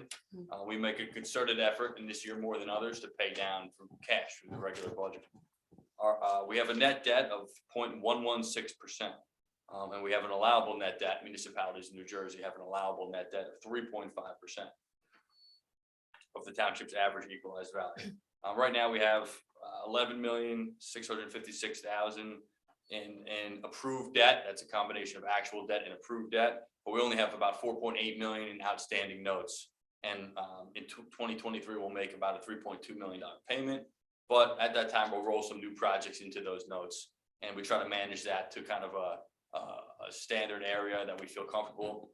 That way it's smooth, it's budgeted, it's not, really causing any increases. And if larger projects come on, they're more easily managed. Right. The goal is that debt does not become a budget driver. Right.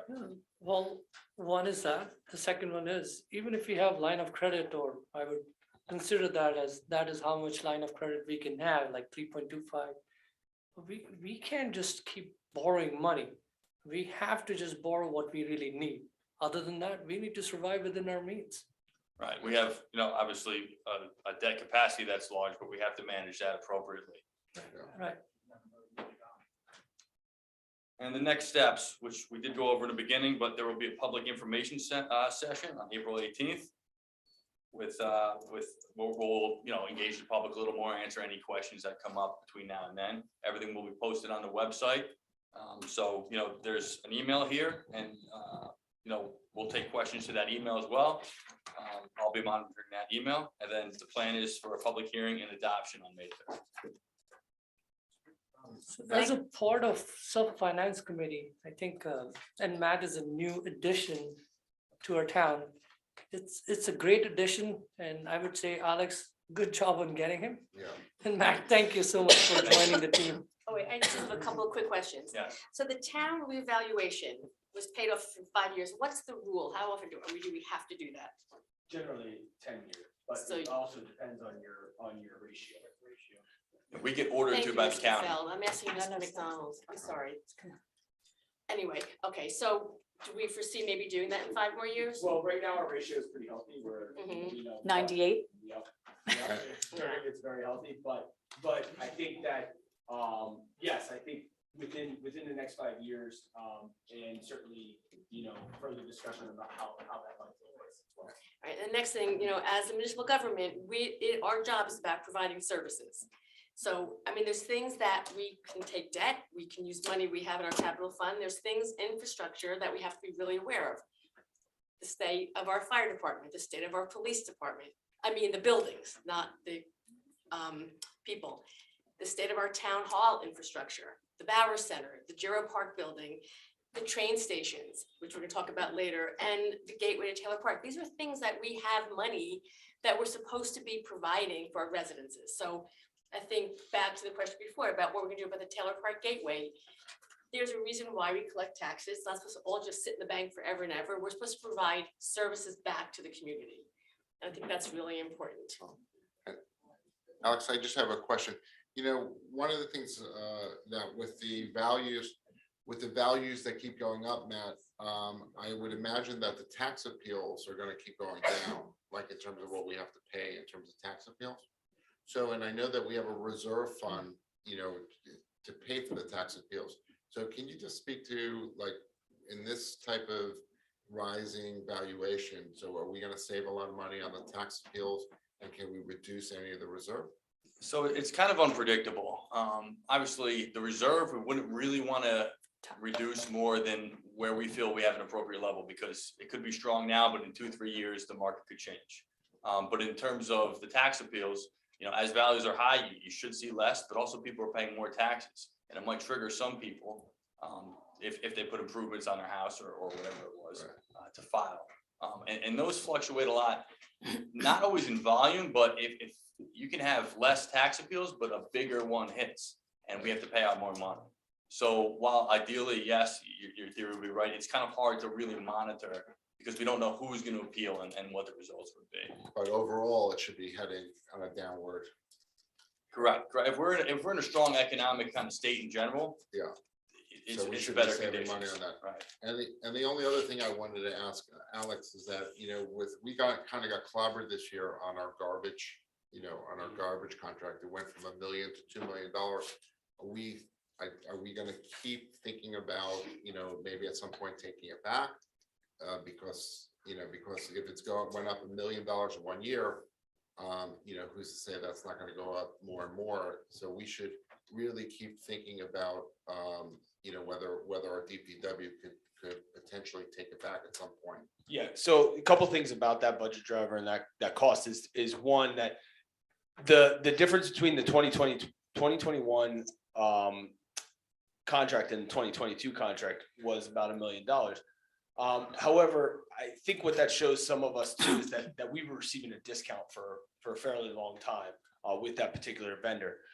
To your point, then the increases between 2022, 23 and 24 are nominal, but when we get into that 1 year extension from 23 to from 24 to 25, you see a little bit more of a lift. So within that time frame, yes, we should be looking at alternatives, which may or may not be, bringing it in-house or changing your operation and how you bring it in-house. But those are things that are going to need to be evaluated, vetted, because certainly there are long-term costs associated with those options as well, as opposed to a privatized contract.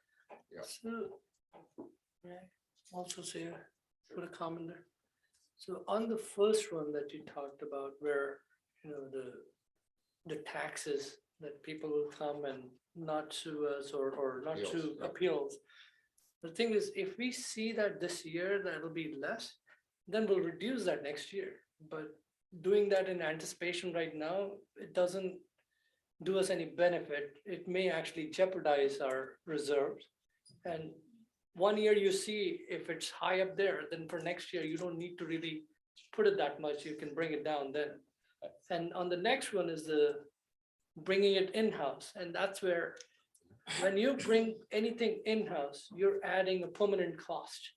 So here, when you have outsourced it, and we are managing it fine, where the cost goes up, you can bring it in or you can switch from one to the other. Once you have full-time employee here, it is very difficult to then shut it down, or you have to think about those employees. If you shut that down, if that becomes expensive, what are you going to do about it? So it's both ways. And I'm not saying one is the right way of doing it or other is wrong. But I think we have to always keep analyzing that fact, whether it's good to bring it in-house versus. Yeah, I'm just saying it went up $1 million. You're right, And you know what? And we had no other alternative. So. Oh, well, we went on that Jersey, that New Jersey state where all the municipality was there. The biggest thing talked about was this garbage. Yeah. Every town is facing it. Yeah.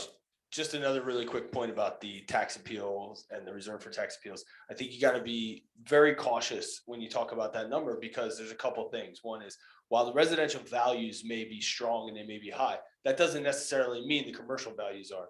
And they're certainly part of the tax base and part of the equalized valuation. We can receive appeals from them. In particular, going into 2023, you have a Hilton that wasn't open for an entire year and that are probably going to be under appeal. So you have to sort of take the whole picture into account. It's not just that people are able to get a lot of money for their house now. It's also about the overall, townwide picture. Thank you very much, gentlemen. So net, the local taxes will not be increasing. Zero For another year. for another year. So And that's the 2 town is in a very good financial. and the town is in a good financial And we position. have Matt. And we have that. Thank you for all your hard work on this. Would any other member of the township committee like to comment on the proposed budget? Anybody? No? The public hearing and consideration of adoption of the 2022 budget is scheduled for the May 3rd committee meeting, which begins at 7 PM at Millburn Town Hall. Once introduced, the proposed budget will be available in the Township Clerk's office and will also be posted on the Township website. Is there a motion to approve Resolution 22-107? Motion. No, Richard. Oh, I move that resolution Oh, sorry. 22-107 be approved and the township clerk be authorized to have the budget notice published on April 14th, 2022. In accordance with law in the item that the public hearing and final passage be scheduled for May 3rd, 2022. I second the motion on resolution 22-107. Terrific. May I have a roll call vote, please? Ms. Prupus, Yes. Deputy Mayor Thought Eglo, Yes. Mr. Vinayak, Yes. Mr. Wasserman, yes. Mayor Miggins. Yes. Thank you. Thank you. Okay, ordinance 2596-22. This is, I present for consideration an ordinance entitled Ordinance number 2596-22, an ordinance creating Chapter 501 Affordable Housing. So the purpose of this ordinance updates the township's affordable housing regulations to be consistent with the terms of the settlement agreement between the township and Fair Share Housing Center, as well as with the Uniform Housing Affordability Control Rules, COA substantive rules, and the Fair Share Housing Act. Tonight is the time set for the public hearing and final passage as advertised in accordance with the law. I declare the hearing open.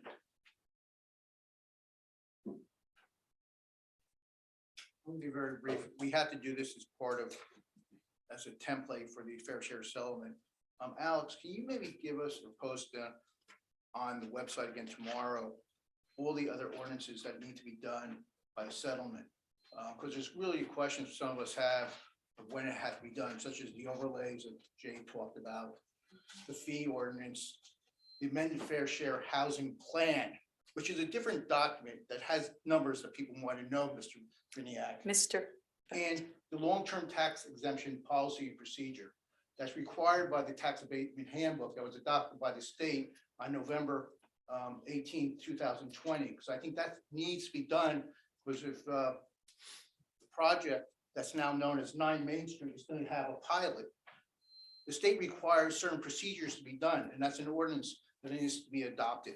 The reason I say this, because certain deadlines have to be done, like the amended fair share plan, housing plan has to go to the planning board for approval. So we have to factor in dates to be able to go to the June 10th, 2022 at 1:30 p.m. hearing. And that's what I just want to know, make sure we have timeline, that we're not having ordinances done with no like intervening period of time, rather next meeting happening and it's done, that we like backlog what has to be done, like just like a planning performance like we had for like the Taylor Park performance, like timeline what we have. I'm just saying that as a suggestion. Thank you. Thank you, Mr. Feld. Is there any other comment? Nobody online? Okay. I move that this public hearing be closed and the ordinance be adopted on final reading, and that the township clerk be directed to publish the ordinance by title as passed on final reading in accordance with the law. May I please have a second? Second. Roll call vote, please. Ms. Prupus, No. Deputy Mayor Thought Eglo, No. Mr. Vinayak, Yes. Mr. Wasserman, Yes. Mayor Miggins. Yes, Thank you. thank you. Mr. Wasserman. Yes, thank you, Mayor. I present for consideration an ordinance entitled Ordinance number 2597-22, an ordinance amending the land use ordinance of the Township of Milburn to amend Chapter DRZ Development Regulations and Zoning Ordinance to require an affordable housing set aside consistent with the township's adopted 2021 third round housing element and fair share plan. Tonight is the time of the public hearing and final passage as advertised in accordance with the law. I declare the hearing open.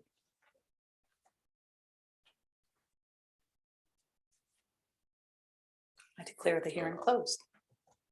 I move that this public hearing be closed and the ordinance be adopted on final reading, and that the township clerk be directed to publish the ordinance by title as passed on the final reading in accordance with the law.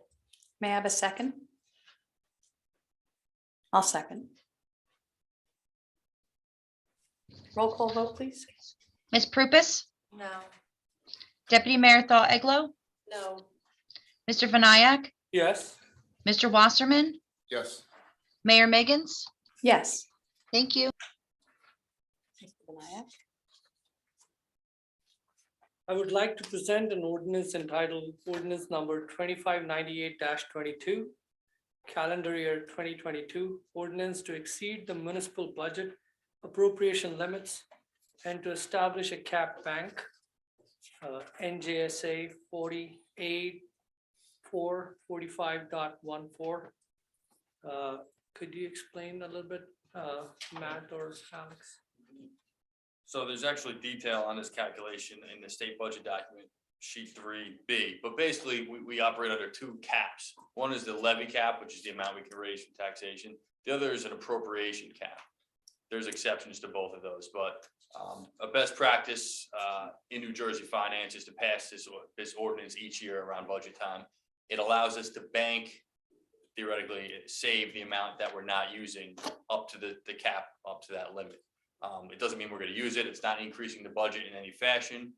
What it is the state kind of allows you to do this. They have this in place so that you don't just use the limit each year. It's not a use or lose it scenario. If it'll be there in the future 2-3 years if we need it, but this is there to kind of stop municipalities in a way from just using the max amount each year, while also giving us some flexibility in our budgets year to year. Thank you, Mr. Larson. Thank you.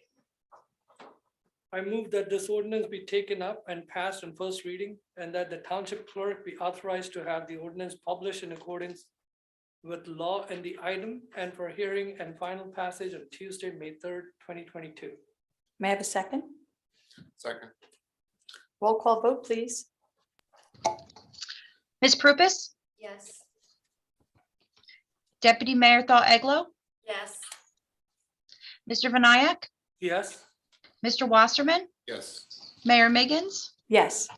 Thank you. I would like to present an ordinance entitled ordinance number 2599-22. Ordinance revising and supplementing the salaries and salary ranges of offices and positions in the classified and unclassified civil service positions of the Township of Milburn, County of Essex for the year 2021 through 2025. The purpose of this ordinance is to amend the salaries and salary ranges of offices and positions in the classified and unclassified civil service positions of the Township of Milburn for the years 2021 through 2025. Some ranges are established by collective bargaining agreements and unionized employees of the township. Additionally, some agreements do not extend to 2025 and will have no salary range for that year. Anything, Mr. McDonald, or you want to add to that? I just would add that this is reflective of the agreements that we've settled thus far with the unionized employees.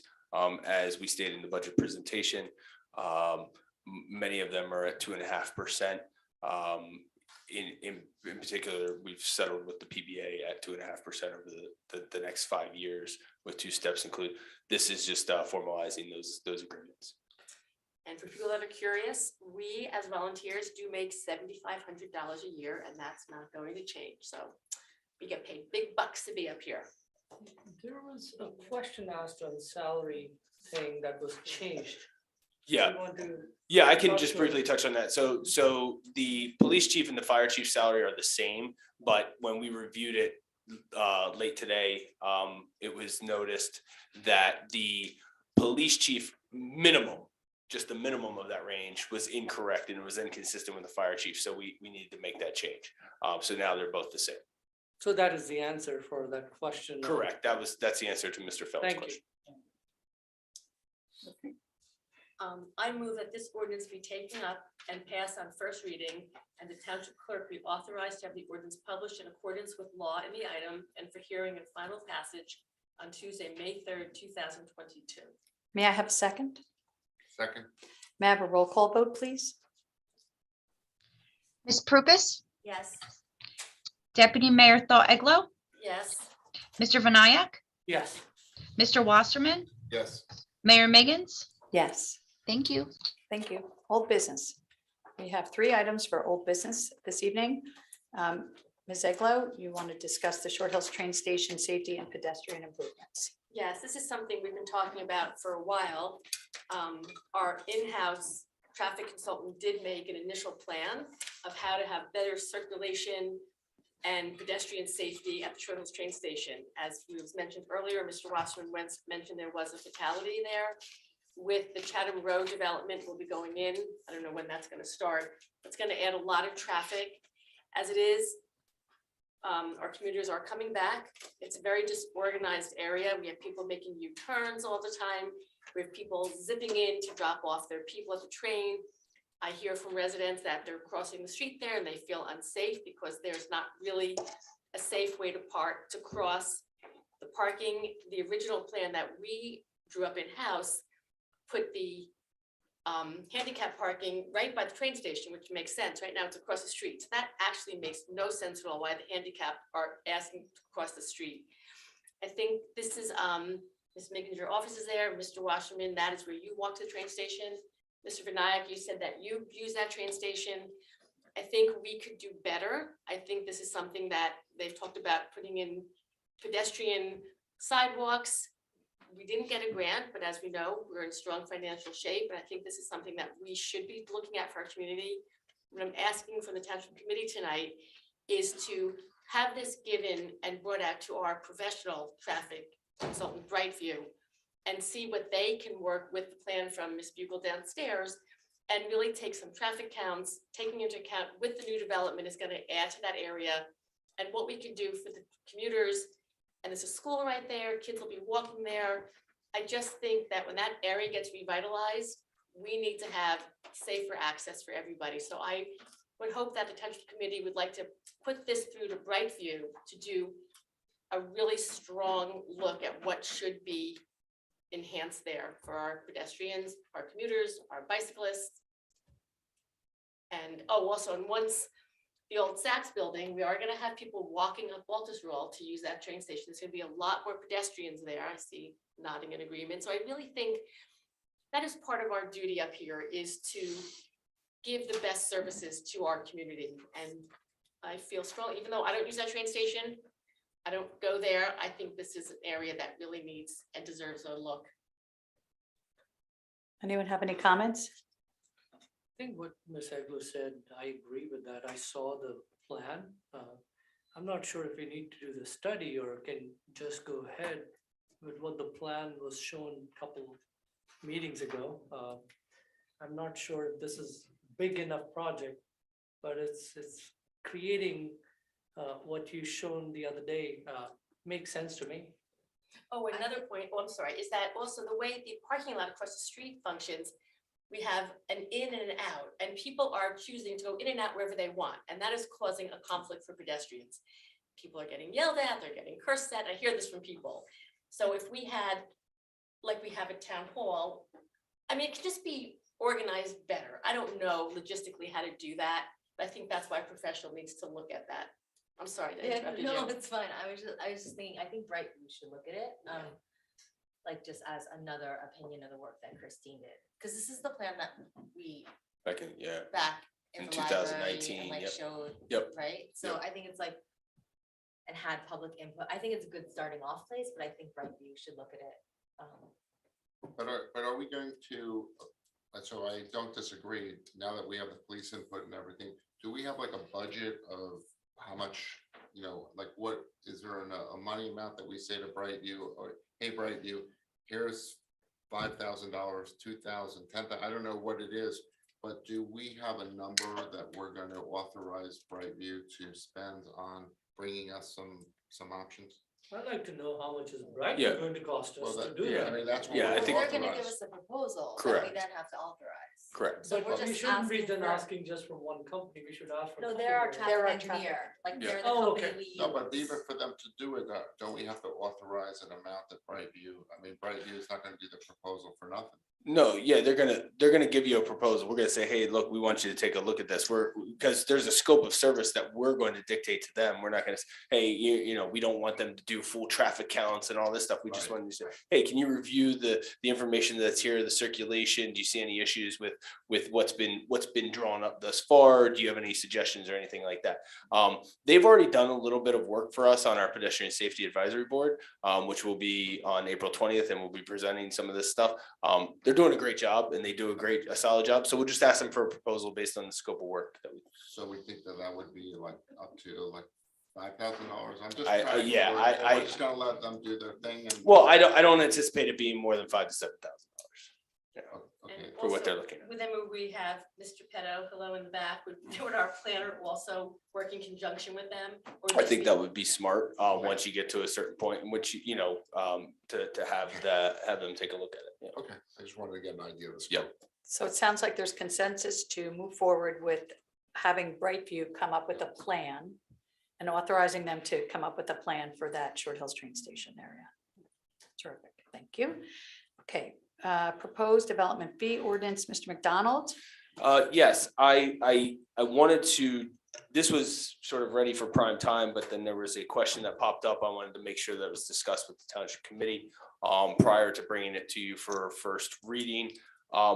That issue or that question in particular was in our drafted ordinance, it states that the development fee for residential properties will not be enacted or exacted unless the assessed value of the home increases more than 50%.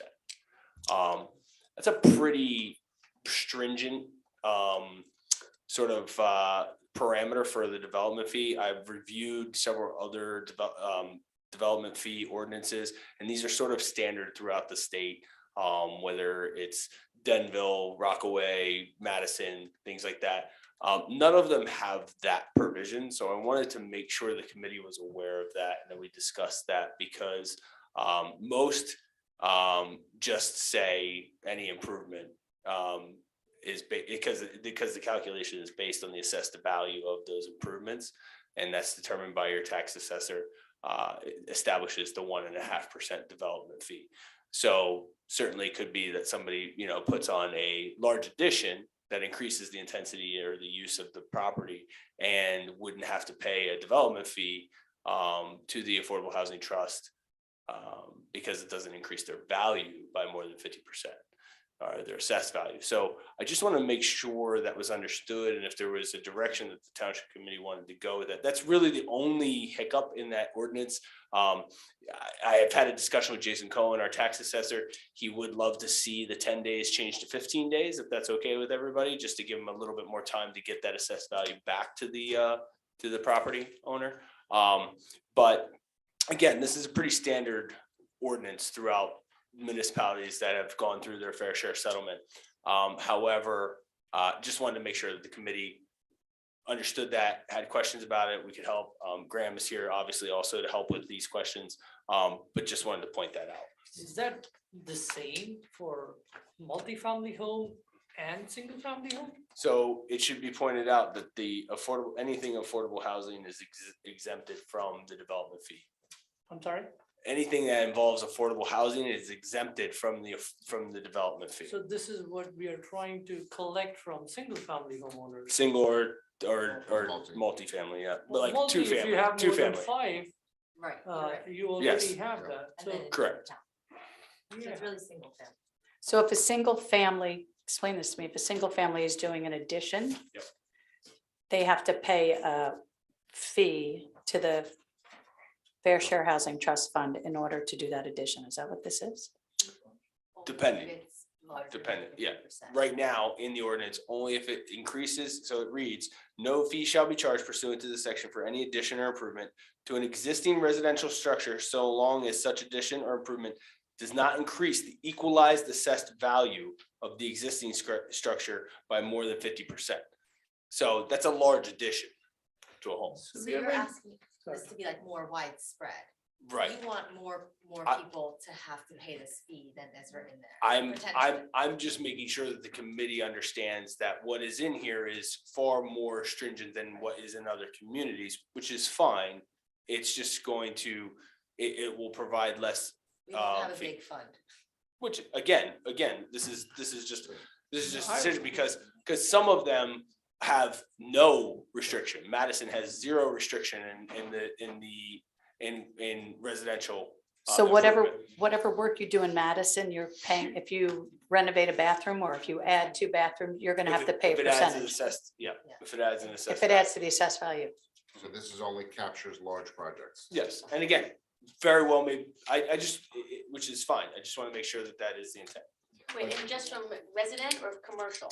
So the commercial is a whole different fee, that's 2.5%, This is that's, just yeah, residential. We this have is that just already. residential, We yeah, have that right. already, and that goes into a fair share housing trust fund? That's in this ordinance as well, that will go into a fair share Because housing right trust. now, we don't have a fair share trust fund. Correct, And Right. most We need towns one. do, and we We're should. getting. Correct. When does this have to be, when do we have to It figure needs- this out?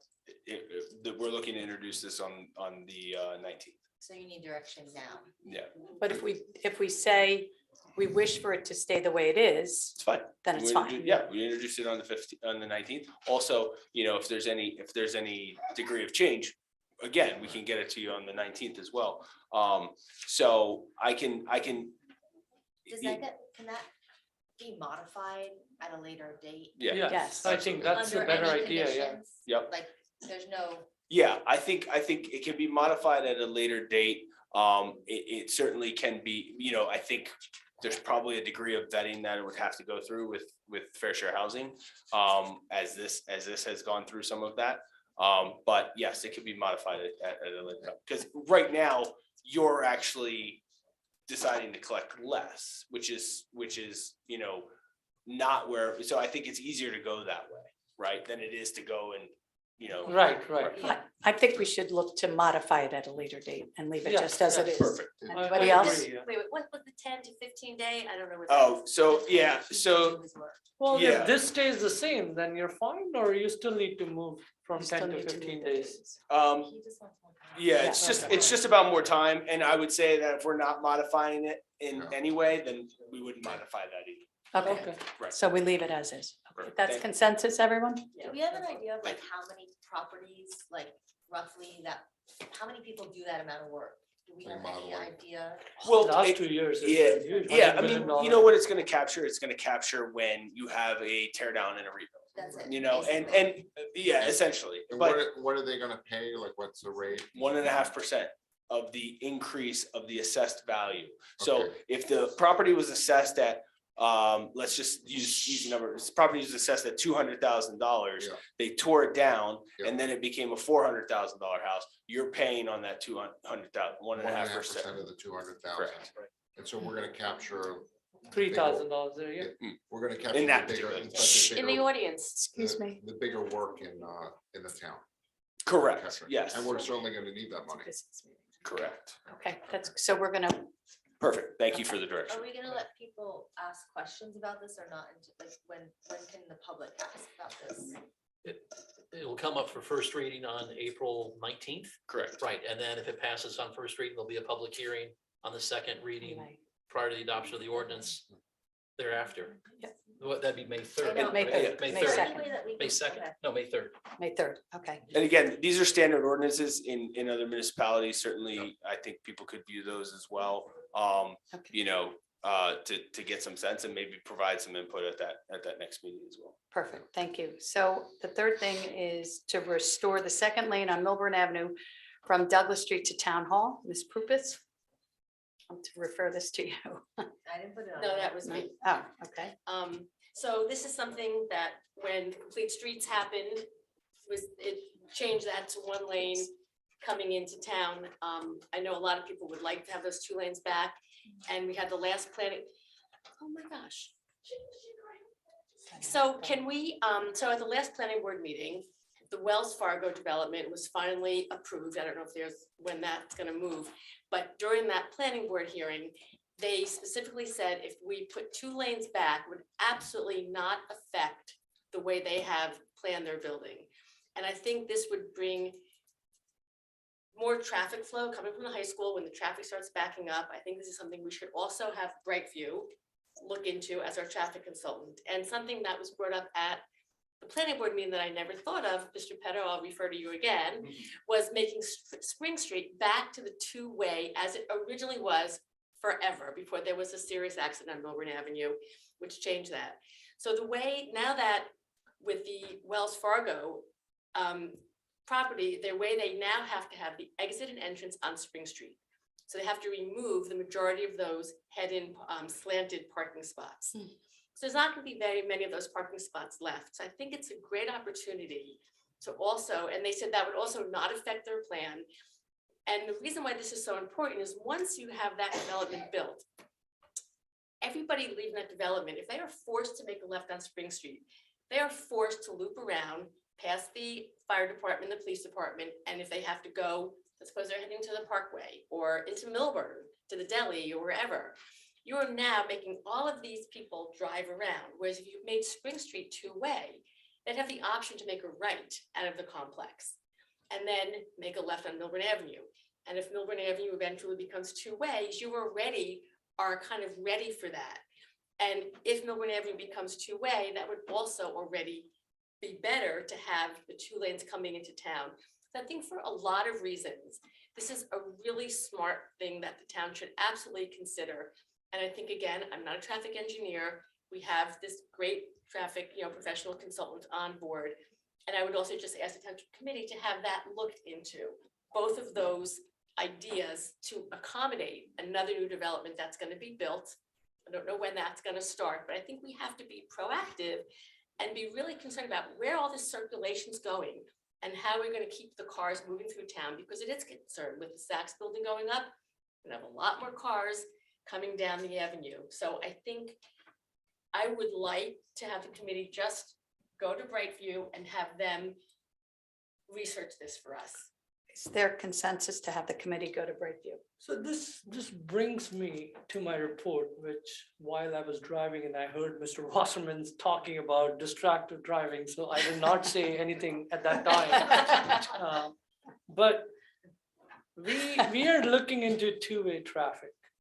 And Ms. Purpose and I are a part of that subcommittee. We met a different town who has done two-way traffic and is very happy about it. Overall, that got me engaged as well for the two-way traffic. And last week when we had our meeting, subcommittee meeting, we discussed as a phase approach. Instead of making Milburn and Essex both as two-way traffic, because Essex doesn't have any disruption on the road, you can just change. There is no traffic light, at least till Milburn or Main Street from Wells Fargo building. So in that thought process, and we are discussing this, and we had, as a subcommittee, we wanted to move ahead and ask our traffic engineer. I don't think it was Brightview, it is some other, right, Colliers, to do that, an estimate of how much it'll cost us to do one Essex Street as two-way traffic. If we change that to two-way Essex, it will be quicker, it'll be easier as compared to Milburn as well. While doing that road that Ms. Eglo was talking about, it was more of a one road will turn to the left on Essex and one will keep going straight. So it will still be one lane. We did not want to have two lane going into the downtown, so there is not too much traffic going in. So it is in line with what you're thinking, but a little bit more different, if you may. So we were not looking at Milburn to be two-way traffic as a goal. We were more looking at phase approach, how it will be, and if it tested fine, if it is vetted fine, then we move on to the next phase of that. So I think making the two-way was not a consensus there, but making it two-way traffic was a consensus. So am I understanding you're not giving consensus for this piece? I would say You wanna let's just wait for Okay. the report that comes out from the two-way traffic. I First. think you will be happy with that, and other TC members will be appreciative of that too, but just my say, Ms. just my 2 cents. Ms. Prupus? That will that will change then Spring Street because you'll be able to cut, they'll be able to come out of Spring Street and go right or left Right, right. and not necessarily, and then go all the way up to. I don't know about the Spring Street discussion had happened at all. It was more of an Essex Yeah, Street. no, but when you come Essex hits, Spring hits Essex. Oh, And okay, then you're that- talking about the high When you school. come out of the new Wells Fargo development, It's gonna be on Spring Street. you're gonna come out on Spring Street and then you're gonna have to take a left because Spring is one way. And then you're gonna get to Essex. And if Essex becomes two-way, you'll be able to either go left or right. Right. So, and was that sent off to Colliers? Yes, to Did get we the get like a- proposal. did we They're have any, revising like- the proposal for us again. Okay, You know, so because then it's once based we on a get- phase so approach. That proposal's then gonna come back to this committee to then be voted on. Yes, yes, and that will come, I think it was supposed to be delivered to us in a couple of weeks, which should be before the next meeting. Okay. So then it sounds like we should wait. Mr. Wasserman, I'm sorry. Did you have Yeah, I'm anything? No, I'm following this. I think that I also agree. I think we should wait. If you said that there's a report that's imminently coming that could address this, you know, we just don't want to do things twice. Right, I think we should channelize the energy, again, this is just Onto this is my 2 cents, Yeah. yes, Yeah, that would be a game changer. I mean, if that worked out. Okay, so for now, then we're gonna take the second lane on Milburn Avenue. There is not consensus to do anything with it at the moment, although there may be after we've read the report We'll have to, from yeah, Collier and yes, Essex, yes, yes. because if they can get out on and Essex. onto Essex and go both ways. I That think would we change should the whole decide thing. this even further, quicker. Okay, thank you. Great. thank you. Terrific. Okay, It doesn't affect the up on Milburn Avenue once you go over Main Street and kind of like that whole thing of cars like going fast in the 3 lanes of what That's big right. streets never Yeah. did get to. So right, that part of town still needs has work. So you some know what, this, questions, but Yeah. it has to start somewhere. So no, that's I fine. think you're absolutely right, dot on, Ms. Purpose. We have to look into making that also 2-way traffic, Melbourne. But just instead of giving a shock Yeah. to the residents, including me, let's go one phase or phase Yeah. approach. Yeah. And I agree, the phase approach is better for the town. We're also, you know, got to keep in mind also that we're gonna have, with affordable housing, we're gonna have a lot of new neighbors. And I think we have to do everything the right way if we can. Thank you. Okay, does any committee member have any other item of old business to address? Seeing none, new business. The proposed corner lot ordinance, Mr. McDonald, would you wish to I'm going to defer to Graham. to Mr. Mr. Petto? Yes. Mr. Petto, Good evening, everyone. Good evening. Graham Petto, planner for the township. So first of all, I just want to thank Mr. McDonald for his earlier commentary regarding the history of this recommendation. And, you know, there was a question by a member of the public regarding where did this come from in the nexus. This was an item that was identified in the 2018, 17, 18, and 19 Zoning Board of Adjustment Annual Report to this body and to the planning board. And this was also a recommendation of the 2019 Master Plan Reexamination Report that was filed with the township as well, by the planning, prepared by the planning board. And I'm just going to read the recommendation because I think that helps kind of provide context for the recommended ordinance before you. So the report from the Zoning Board of Adjustment reads, it has been recommended by the board that the Township Committee should revisit the accessory structure provision relating to corner lots. The special required setback provision relating to accessory structures has spawned many applications over the years.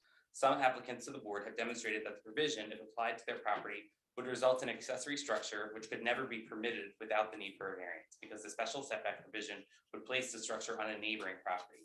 Accordingly, the Zoning Board of Adjustment recommends eliminating the 80-foot minimum requirement for an accessory structure from the street, so long as the structure meets all other setbacks and in no case cannot be located in a front yard.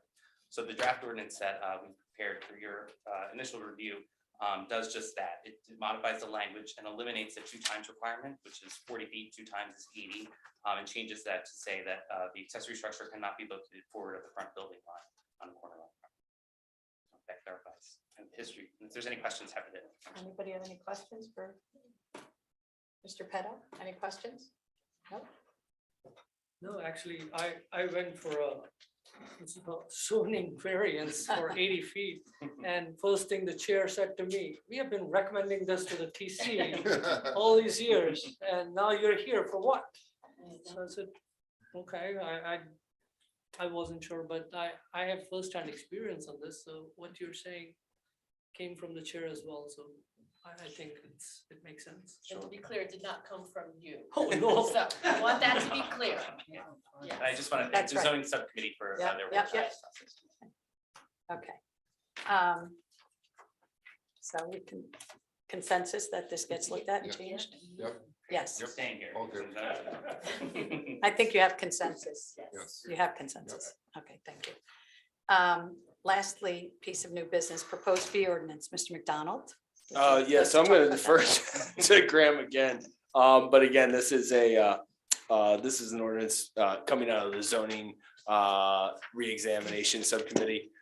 So this is another potential recommendation, although I'm sure there'll be much more discussion on this one. Yeah, certainly. So thanks again. To provide a little bit of background and context, as part of our work, we've been working closely with municipal staff to evaluate processes and how applications are received and transmitted and professional reviews that are required, as part of the filing process to the board. And in speaking with, administrative officials here within the township, there is some issues regarding collection of fees and escrow specific to development applications filed to the boards. And that the fees typically by applicants initially are not sufficient to cover professional review funds, particularly on larger size projects, which requires a process by township staff to go back to the applicant, request additional funds, and it creates this kind of time effort for staff to go through that process to ensure that professional review fees are covered. So as part of our analysis here, we looked at development fees and escrow deposit requirements for 5 surrounding communities. We evaluated Livingston, Madison, Summit, Springfield, and Maple Woods development application fees and escrow fees. We prepared a fee comparison matrix, which I believe we provided to Mr. McDonald, which I think was passed to you all or is available should you wish to explore further. And within that, we showed kind of the context of the initial Millburn Township fees with respect to these other communities. We found that Millburn's fees are in some cases significantly lower than the surrounding communities. And the issue that this can also create is that when particularly administrative application fees, which are not an escrow fee, are collected, that creates a greater reliance on township's general funds to cover the cost of these activities. And really, applications of this type, development applications, particularly large scale ones, should be funded by applicants and not by the township residents and the township funds at large. So there's a series of recommendations. There's a lot of material in here for your review. We're happy to entertain any questions or kind of answer anything that you all see or have questions on. Yeah, the only things that I want to point out in this particular revision to the fee ordinance are one, a simplification of the fees. So as individuals come in, whether they be residents or whether they be commercial property owners or whatever, again, this sort of speaks to the vision plan and what we've talked about and making it an easier place to understand and come into and do business. The simplification of the fees is definitely apparent in this revision. The other thing is the establishment of a zoning permit, which has been talked about for a little while, but it's really imperative from our standpoint, from the zoning department standpoint, to provide a paper trail to what goes on. I don't know how many times we've had, oh, well, when that person put in a fence and we didn't know they were doing that, or what it creates sort of a process even for those things that don't necessarily require a zoning, a board application.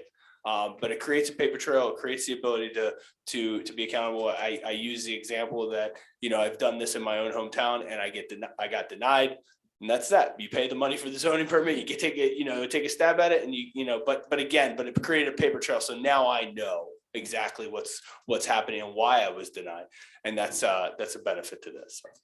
Yeah, just to supplement Mr. McDonald's point, particularly on the first side of things, currently the escrow, particularly the escrow fee collections scheme that the township has in the ordinance is split by professional. So now it's falling to the township staff to decide, is this going to need this type of professional, this one? There's 3 different, there's legal, engineer, and planner. So they're having to figure out where the application is going to go and how much to collect.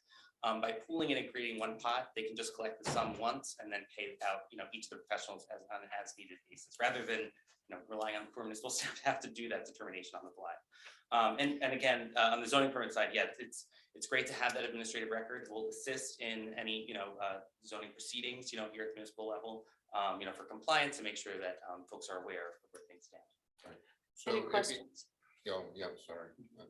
Go ahead. Yeah, so if you were to raise the fees, what you're proposing, how much more money would you raise? So that's all outlined in the ordinance. We have the recommended fee amounts and it varies by. I think he's asking how much more money would the township Oh, get? the Yeah, township, have you yeah. modeled like, Yeah. like you're trying, essentially, this is a new tax.